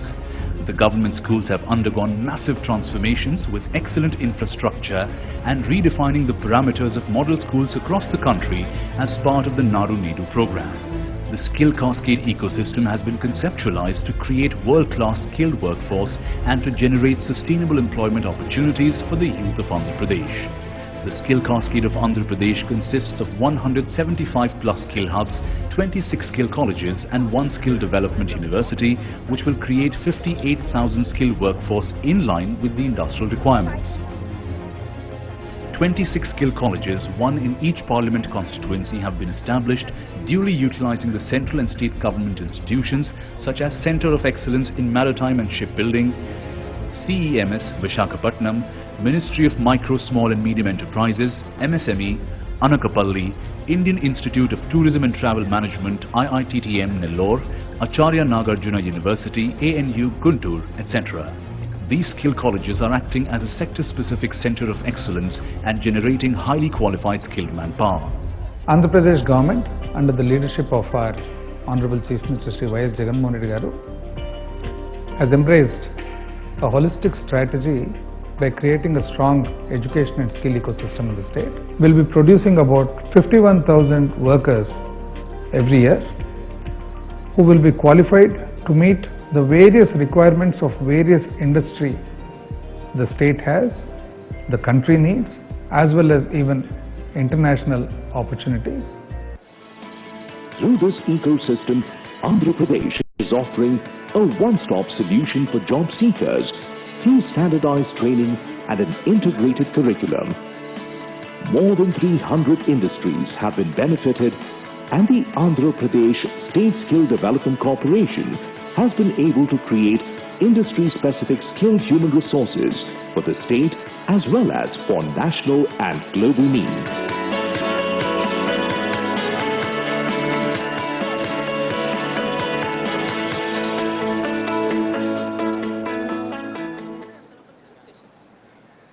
We hope you enjoyed that AV on skill development in Andhra Pradesh. Ladies and gentlemen, we are expecting the Honorable Union Minister of Road Transport and Highways to the Government of India, Shri Nitin Gadkari ji, shortly. In the meanwhile, I request the Honorable Chief Minister of Andhra Pradesh, Shri Y.S. Jagan Mohan Reddy Garu, to please felicitate our guests on the dais.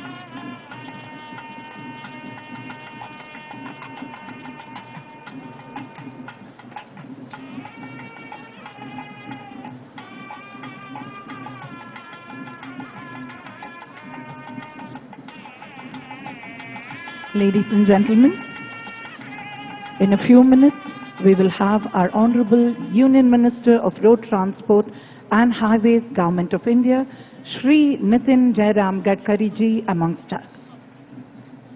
We request everyone to please be seated.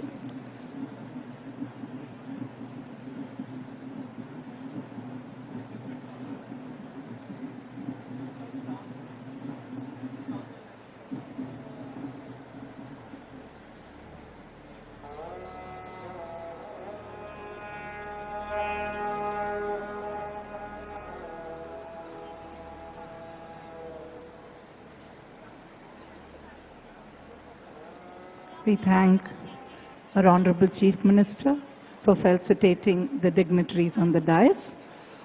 Ladies and gentlemen, please put your hands together for the Honorable Union Minister of Road Transport and Highways, Government of India, Shri Nitin Gadkari ji.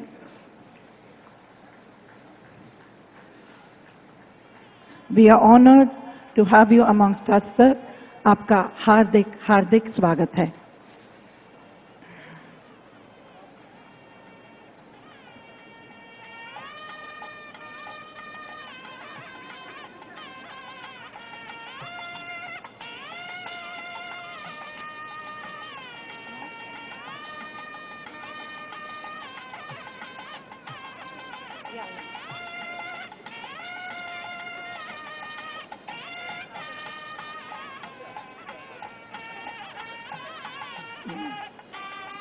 Our Honorable Chief Minister will now be felicitating our Honorable Union Minister of Road Transport and Highways, Government of India, Shri Nitin Gadkari ji.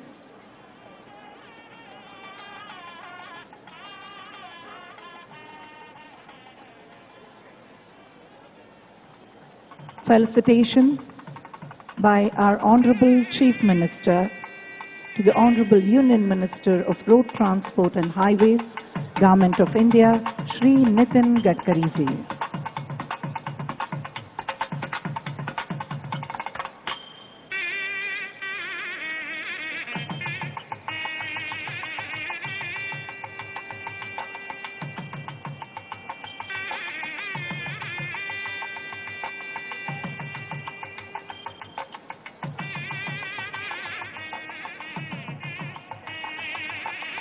Thank you, sir.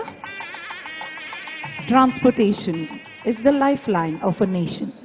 Good physical connectivity in the urban and rural areas is essential for economic growth.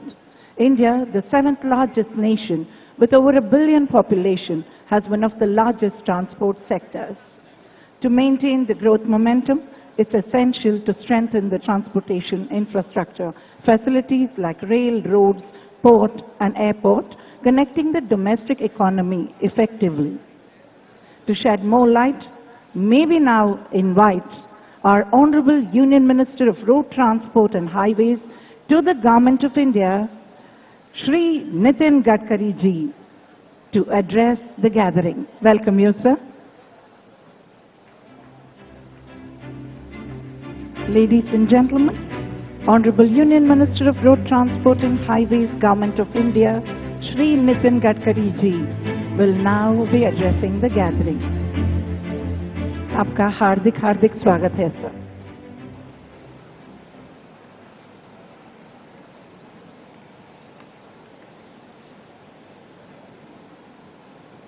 Honorable Chief Minister, Sri Y.S. Jagan Mohan Reddy ji, Honorable Minister, Sri Buguna Rajendranath Reddy ji, all ministers, respectable ministers from Andhra Pradesh, all dignitaries who are present, and all respectable dear friends, my brothers and my sisters.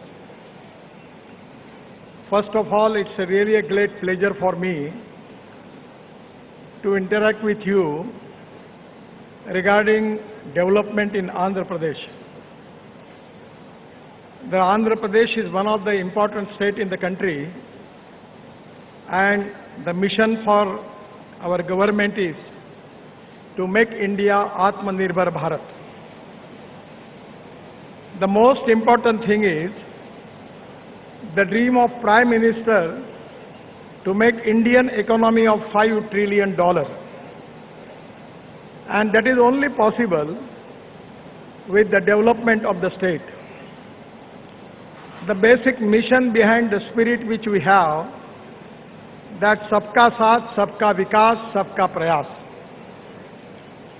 And anywhere, the most important thing is we need industry. Without industry, we don't have capital investment. Without industry and capital investment, we cannot create employment potential. And without employment potential, we cannot eradicate poverty. And the most important thing in the growth, that is, we need to create employment potential, and without that we cannot eradicate the poverty. I feel that from the government of India, under the leadership of Prime Minister Narendra Modi ji, we have full support to the development of Andhra Pradesh. That is exactly which I want to convey you. The most important strength with the Andhra Pradesh is they have got 974 kilometers of sea level, which is a sea front which is available, and already the 6 ports with a cargo handling capacity of 240 million metric ton is already there. The 4 new ports under development, and state has 3 port-led industrial corridors. At the same time, today I am going to declare that all the port, either it is major port, state port, private port, my ministry has decided to connect the port with the 4-lane national highway, which is very important, and we have taken that task. For that reason, we have also, there are 3 port-led industrial corridors. One is Visakhapatnam, Chennai. We had already decided to develop multimodal logistic park on that road. The Chennai-Bangalore Industrial Corridor, Hyderabad-Bangalore Industrial Corridor in Anantapur, we have already planned for multimodal logistic park. The road infrastructure in AP is very important. I am always telling to the people about the famous statement of American President John F. Kennedy, that American roads are not good because America is rich, but America is rich because American roads are good. The total road network in Andhra Pradesh is 1,34,280 kilometers. The national highway length before 2014, it was 4,193 kilometers. When Prime Minister Modi ji under his leadership at 2014, I have taken as a charge as a minister, the NH length of Andhra Pradesh is increased by 109%, and now it is 8,745 kilometers. We are making Greenfield Expressway corridor, which are very important for industrial development, and without that no one is going to invest. The total number of Greenfield Expressway, 5 numbers we are going to develop, and total Greenfield length is 662 kilometers, and we are spending 30,000 crores on that. The Greenfield Express Highway, the important highway, is very important because when I was shipping minister, there was a lot of problem related with the railway as far as the transport of goods from Andhra Pradesh, from Visakhapatnam to Raipur in Chhattisgarh. And that is really a bottleneck. That's why we have decided at that time to construct Raipur-Visakhapatnam Expressway corridor, and this is very important. Presently, we have already started the work.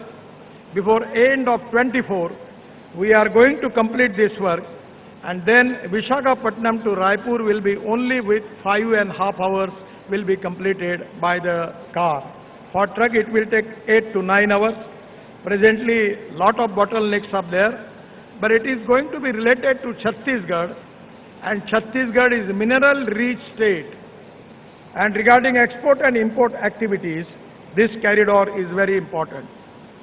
The other important road is Bangalore-Chennai Expressway. Presently, it takes 4 hours, 5 hours, but we are going to complete this before December 24.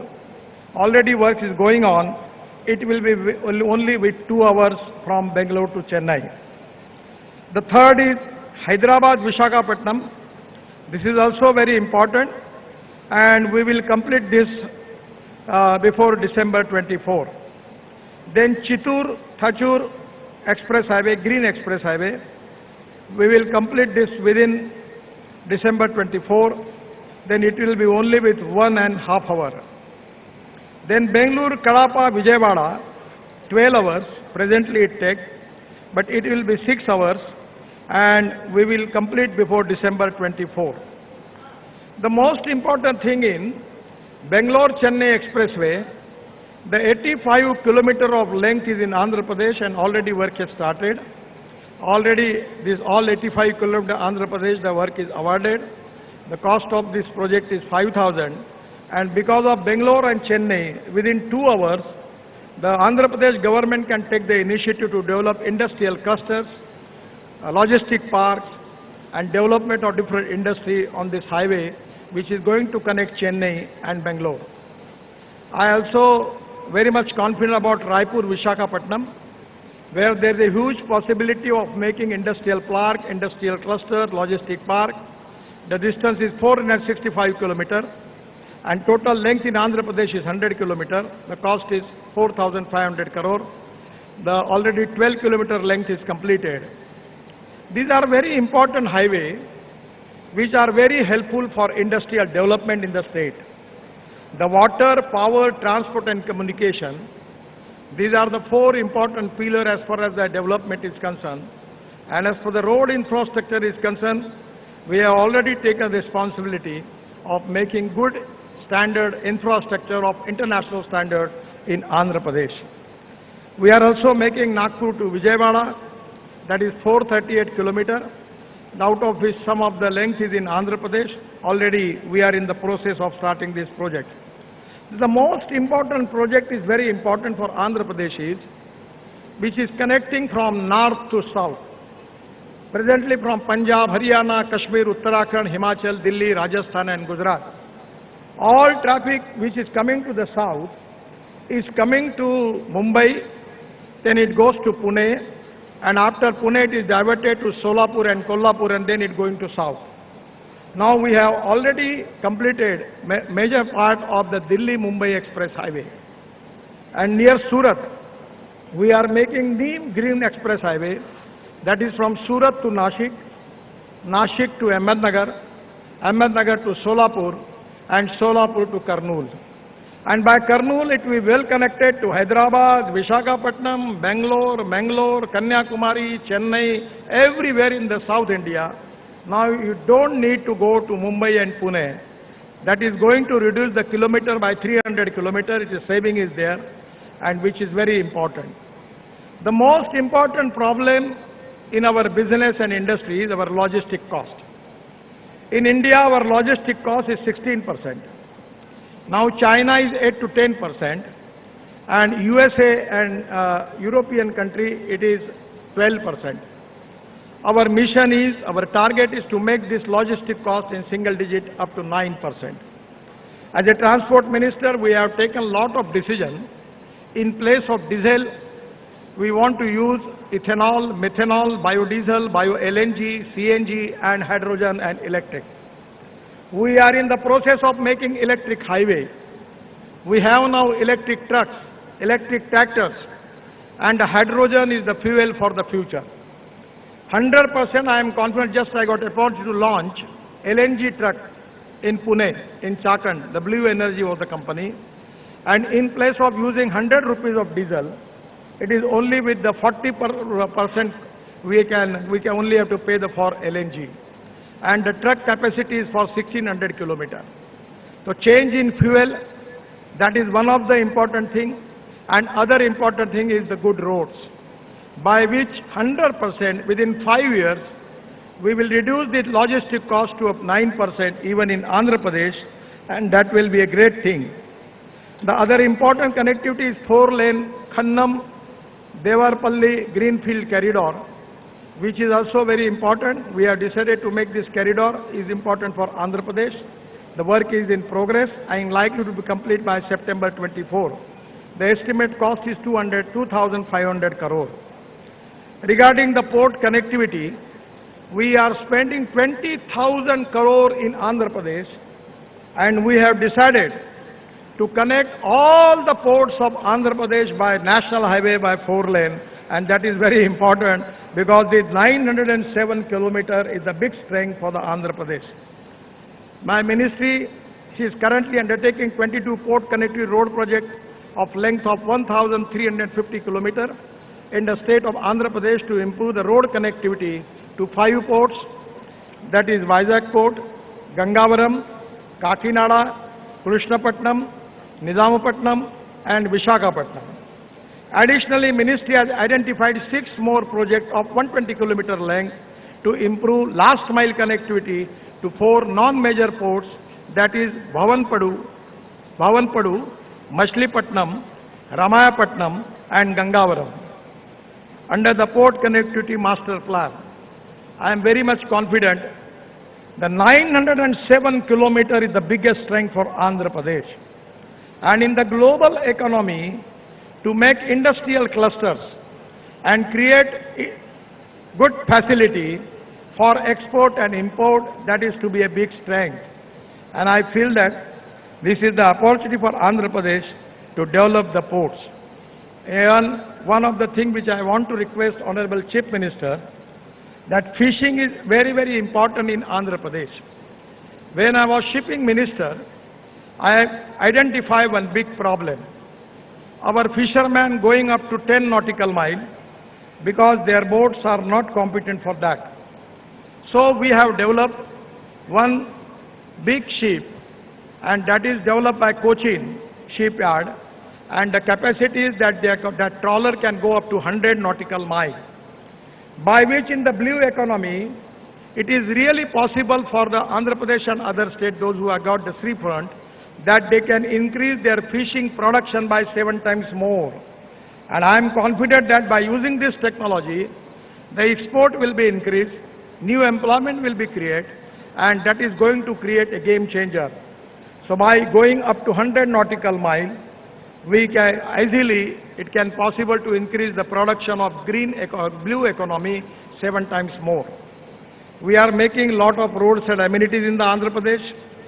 At the same time, we are making 27 green express highway and access control corridors of length of 10,000 kilometers in the country, where it can be easy to connect all the greenfield corridor of Andhra Pradesh. I am really happy that multimodal logistic parks we are making, and that is also very important, Anantapur and Visakhapatnam. The linkage with Vizag, Chennai, Hyderabad, Bangalore industrial corridor is very important. My request to Honorable Chief Minister, anywhere on the national highway, if the government is ready to give the land, we can make the partnership 50-50. Land will be given by the state government and the capital cost will be borne by NHI. And we are ready to make all these logistic parks, which are very important as far as the futuristic trade and business is concerned. All 22 projects related with the port project connectivity, where also we are committed, we are going to start this work. My request to Honorable Chief Minister, that on this road, if the government is ready to give the land, we are ready to develop multimodal logistic park there, and it can be really a good thing for it. Already we have making 500 at bus port like airports. The Tirupati, already we have selected intramodal bus station at Tirupati. If the state government is ready to give the land, we are ready to develop bus port.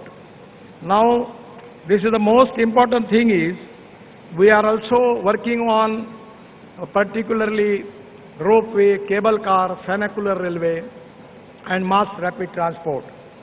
We have 260 proposals where we are working, and I am giving assurance that already Sri Silam and Kanakadurga, the project has already approved by my ministry, and even other some proposals are there, we will positively consider. The most important thing is roadside. we are developing optical fiber cable. It is very important to create IT infrastructure with a low cost by utilizing existing ROW on national highway. Pilot project has already taken from Hyderabad to Bangalore corridor, 512 kilometers, where my department has taken a responsibility to make optic fiber cable between Bangalore and Hyderabad. The planning for development of optic fiber cable in Andhra Pradesh, Bangalore, Chennai, 262 kilometers, Hyderabad, Visakhapatnam, 222 kilometers, Indore, Hyderabad, it is 530 kilometers, Raipur, Visakhapatnam, it is 465 kilometers, Hyderabad, Raipur, it is 330 kilometers. This optic fiber cable also we are planning for making of gas line, electric cable, by which it can be easy not only for connectivity, but even the gas, transport of gas will be possible. 100% is going to be useful to make new industrial clusters where it can be definitely going to be very useful. The most important subject related with my ministry is automobile industry. Presently the size of this industry is 7.5 lakh crore. We are now number 3. Previously our number was 4 and Japan number was 3. But now we just surpassed Japan and we are number 3. China is number 1, USA number 2 and India is number 3. As a ministry we have accepted the challenge that within 5 years we want to make our number 1 manufacturing hub in India. Already in Andhra Pradesh there are a lot of brands, automobile brands. They have their manufacturing plant already here. Now we are electric vehicle, electric car, electric scooter, electric truck. Even in the expo, the heavy equipment machinery companies have developed all their big machine on electric. Now they are developing on CNG, hybrid with diesel, also developing with hydrogen. So I feel that this is to be the future. I am really happy that Andhra Pradesh government is encouraging the e-vehicle manufacturing industry. At the same time, when automobile industry were targeted to take it up to 15 lakh crore, there is a huge opportunity for investment in this sector in Andhra Pradesh. This is the sector which is already create 4.5 crore jobs in the country. This is the sector which is giving maximum tax revenue at the form of GST to the state government and central government. This is the industry which have maximum export, and already when ancillary industry is already developed, it creates more jobs. My request to Honorable Chief Minister that presently we have 21 lakh electric vehicles. Everywhere there is a waiting list now. The people are coming to me that please give your letter that we want e-vehicle. My suggestion to Honorable Chief Minister that we need to increase the production. 2 days before I inaugurate scrapping center of Tata Motor, the MD was with me, and I suggest him that you should increase your manufacturing capacity 100 times more, because the market is very big. And today, once upon a time, the cost of lithium-ion battery was $150 per hour, but now it comes to $115. And I am confident that within due course of time, it will come to $100. Then the petrol vehicle cost and electric vehicle cost will be the same. And this is to be most important thing, that hydrogen and electric is the fuel for the future. Presently, we have the import of 16 lakh crores of fossil fuel, and pollution is a big concern. So today, the automobile cluster is the huge potential, and our already government has given a lot of incentives to the automobile industries for semiconductors and other things. This is the sector where there is a huge potential, and Andhra Pradesh has got all potential, and 100% I am confident that state government will take the advantage of this, all the facilities. Regarding the battery technology, aluminum ion, zinc ion, sodium ion, lithium ion, we have developed now aluminum air technology. The most important thing is public transport. I know that everywhere in the state corporation are not in good position. Horn छोड़कर सब बचता है उसमें. That is the situation. So we have just decided this is a very, very economic model that is based on the London transport model. We have received the tender for 5,000 buses. The cost coming for AC bus 41 rupees per kilometer and for non-AC bus 39 rupees per kilometer. And the best in Mumbai running their bus, diesel bus, the cost is coming 115 rupees per kilometer. We don't need any investment from the state government. Now we are making a model by which escrow account will be there and the operator will be purchased the buses, and my idea is to at least encourage public transport in India. I just got opportunity to launch a sleeper coach bus of Volvo in Bangalore. Now they are making business class bus. We need to discourage the people to take their own car. And the public transport is very important.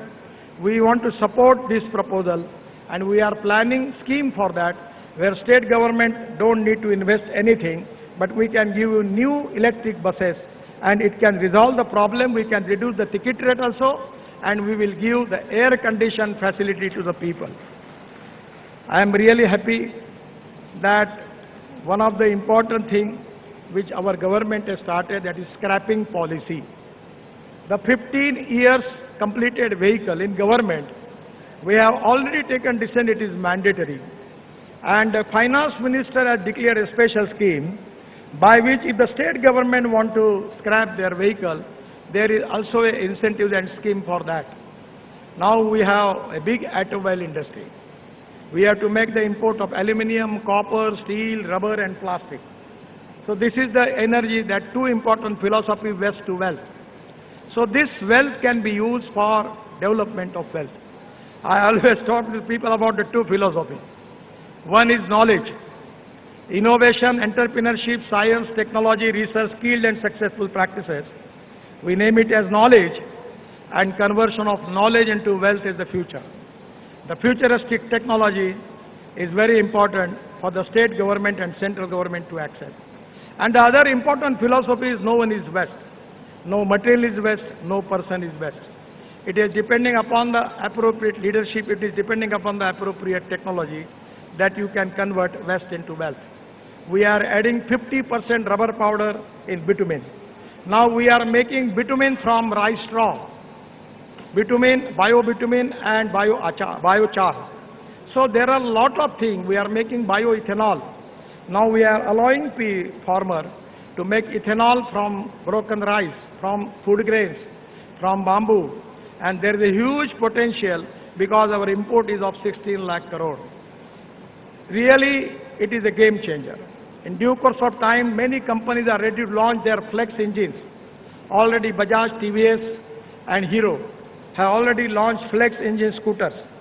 And now the automobile company like Toyota, like their Camry model, they are going to launch their model where 100% bioethanol will be used and it will create 40% electricity.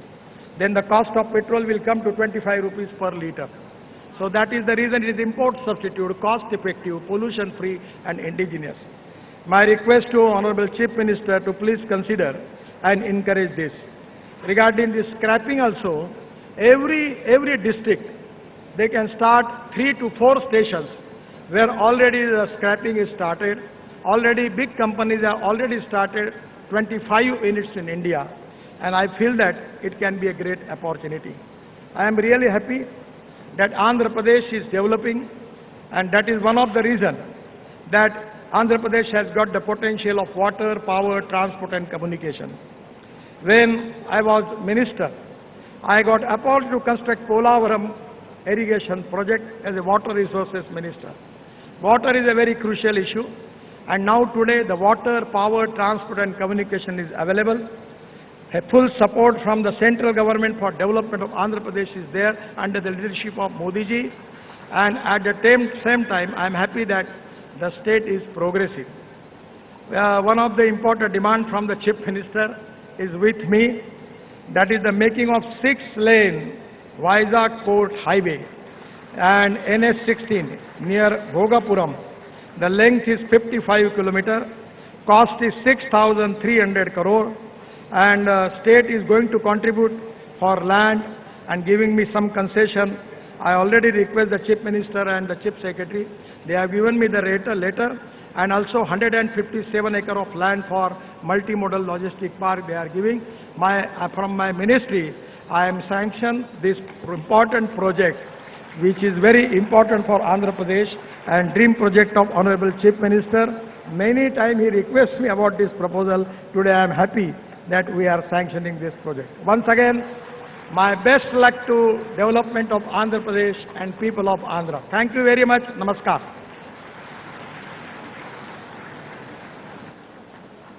आपके सुनहरे शब्दों के लिए दिल से धन्यवाद सन्मान्य Shri Gadkari ji. We are honored and inspired by your words, sir. Thank you for that encouraging keynote address. For the pleasant task of proposing the vote of thanks, it's a pleasure to now invite Special Chief Secretary, Industries and Commerce and Infrastructure and Investment, Government of Andhra Pradesh, Shri R. Karikal Valaven Garu. Welcome, sir. Honorable Chief Minister, Honorable Union Minister, Honorable State Cabinet Ministers, distinguished guests on the staya, distinguished guests of the stage, respected ambassadors, Your Excellencies, the country industry delegations, industry leaders, friends from the media, ladies and gentlemen, good afternoon to all of you. So on behalf of the people of Andhra Pradesh and on behalf of the state of Andhra Pradesh, I would like to thank our Honorable Chief Minister for giving us this opportunity to conduct such a big event, a Global Investor Summit by the state itself, to build a strong foundation of economic development for the welfare of its people and guiding us on this journey to build the state as a preferred global destination for the decades to come. Under the Honorable Chief Minister's leadership, the government has taken numerous steps to enable rapid economic growth by ensuring stable governance and hassle-free business environment. At present, 88 projects are under active implementation with a total investment of 2,35,000 crores, with a potential to create employment of 2,37,000 persons.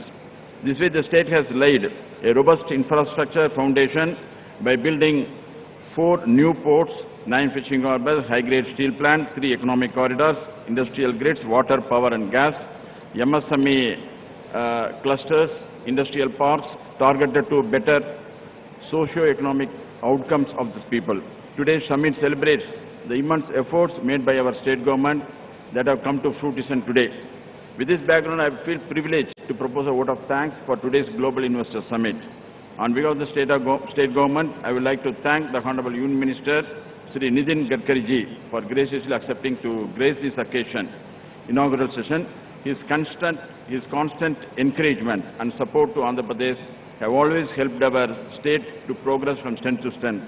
I would also like to thank the special guests from the industries, distinguished ambassadors, the diplomats, the trade delegations from various countries, industrial leaders from India and Andhra Pradesh, friends from the media who are here today at the summit. Your presence provides us the encouragement, the required encouragement and confidence to constantly strive work closely with the industry. We are also thankful to all the investors.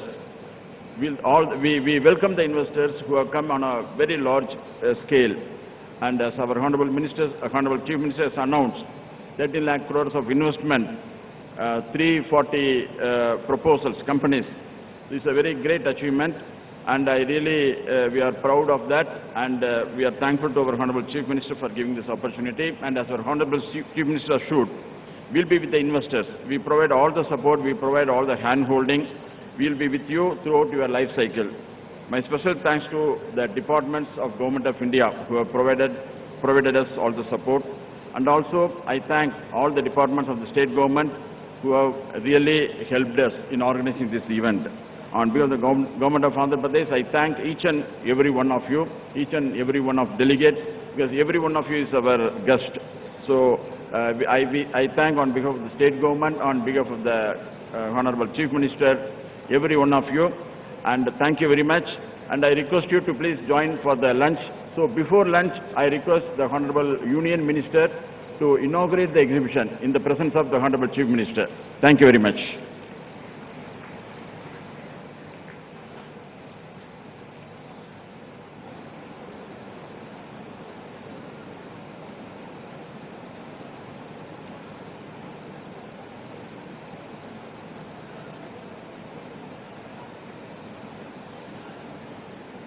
Thank you, sir. We really hope all of you have enjoyed this wonderful inaugural session. And this is just the beginning of the two-day summit, the Global Investor Summit 2023 at Advantage, Andhra Pradesh. As you know, following this, in the seminar halls, there will be plenary sessions, conversations across sectors from experienced stalwarts from those respective sectors. Before that, however, we will have the exhibition inauguration by the Honorable Chief Minister of Andhra Pradesh, Shri Y.S. Jagan Mohan Reddy Garu. There will also be lunch. So please stay right here with us in this hall, and we will tell you what happens where shortly.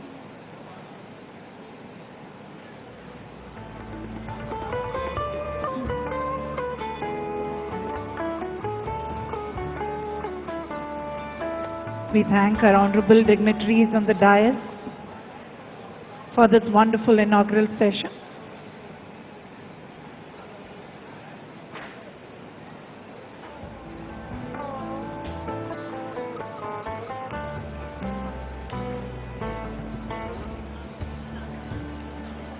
We thank the Honorable Chief Minister of Andhra Pradesh for being present at the inaugural of this event that he had envisioned for the state. And he is now headed to the inauguration. Gauravniyulu Mukhyamantri Garu, Shri Y.S. Jagan Mohan Reddy Garu, exhibition inauguration tarafki bayilderaru. Meerandaru kuda please join avandi. We thank our Union Minister for being present here for this wonderful inaugural session.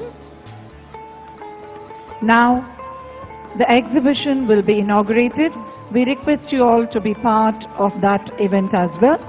The exhibition inauguration is to the stage left, which would mean your right, the right-hand side for the audience, and stage left.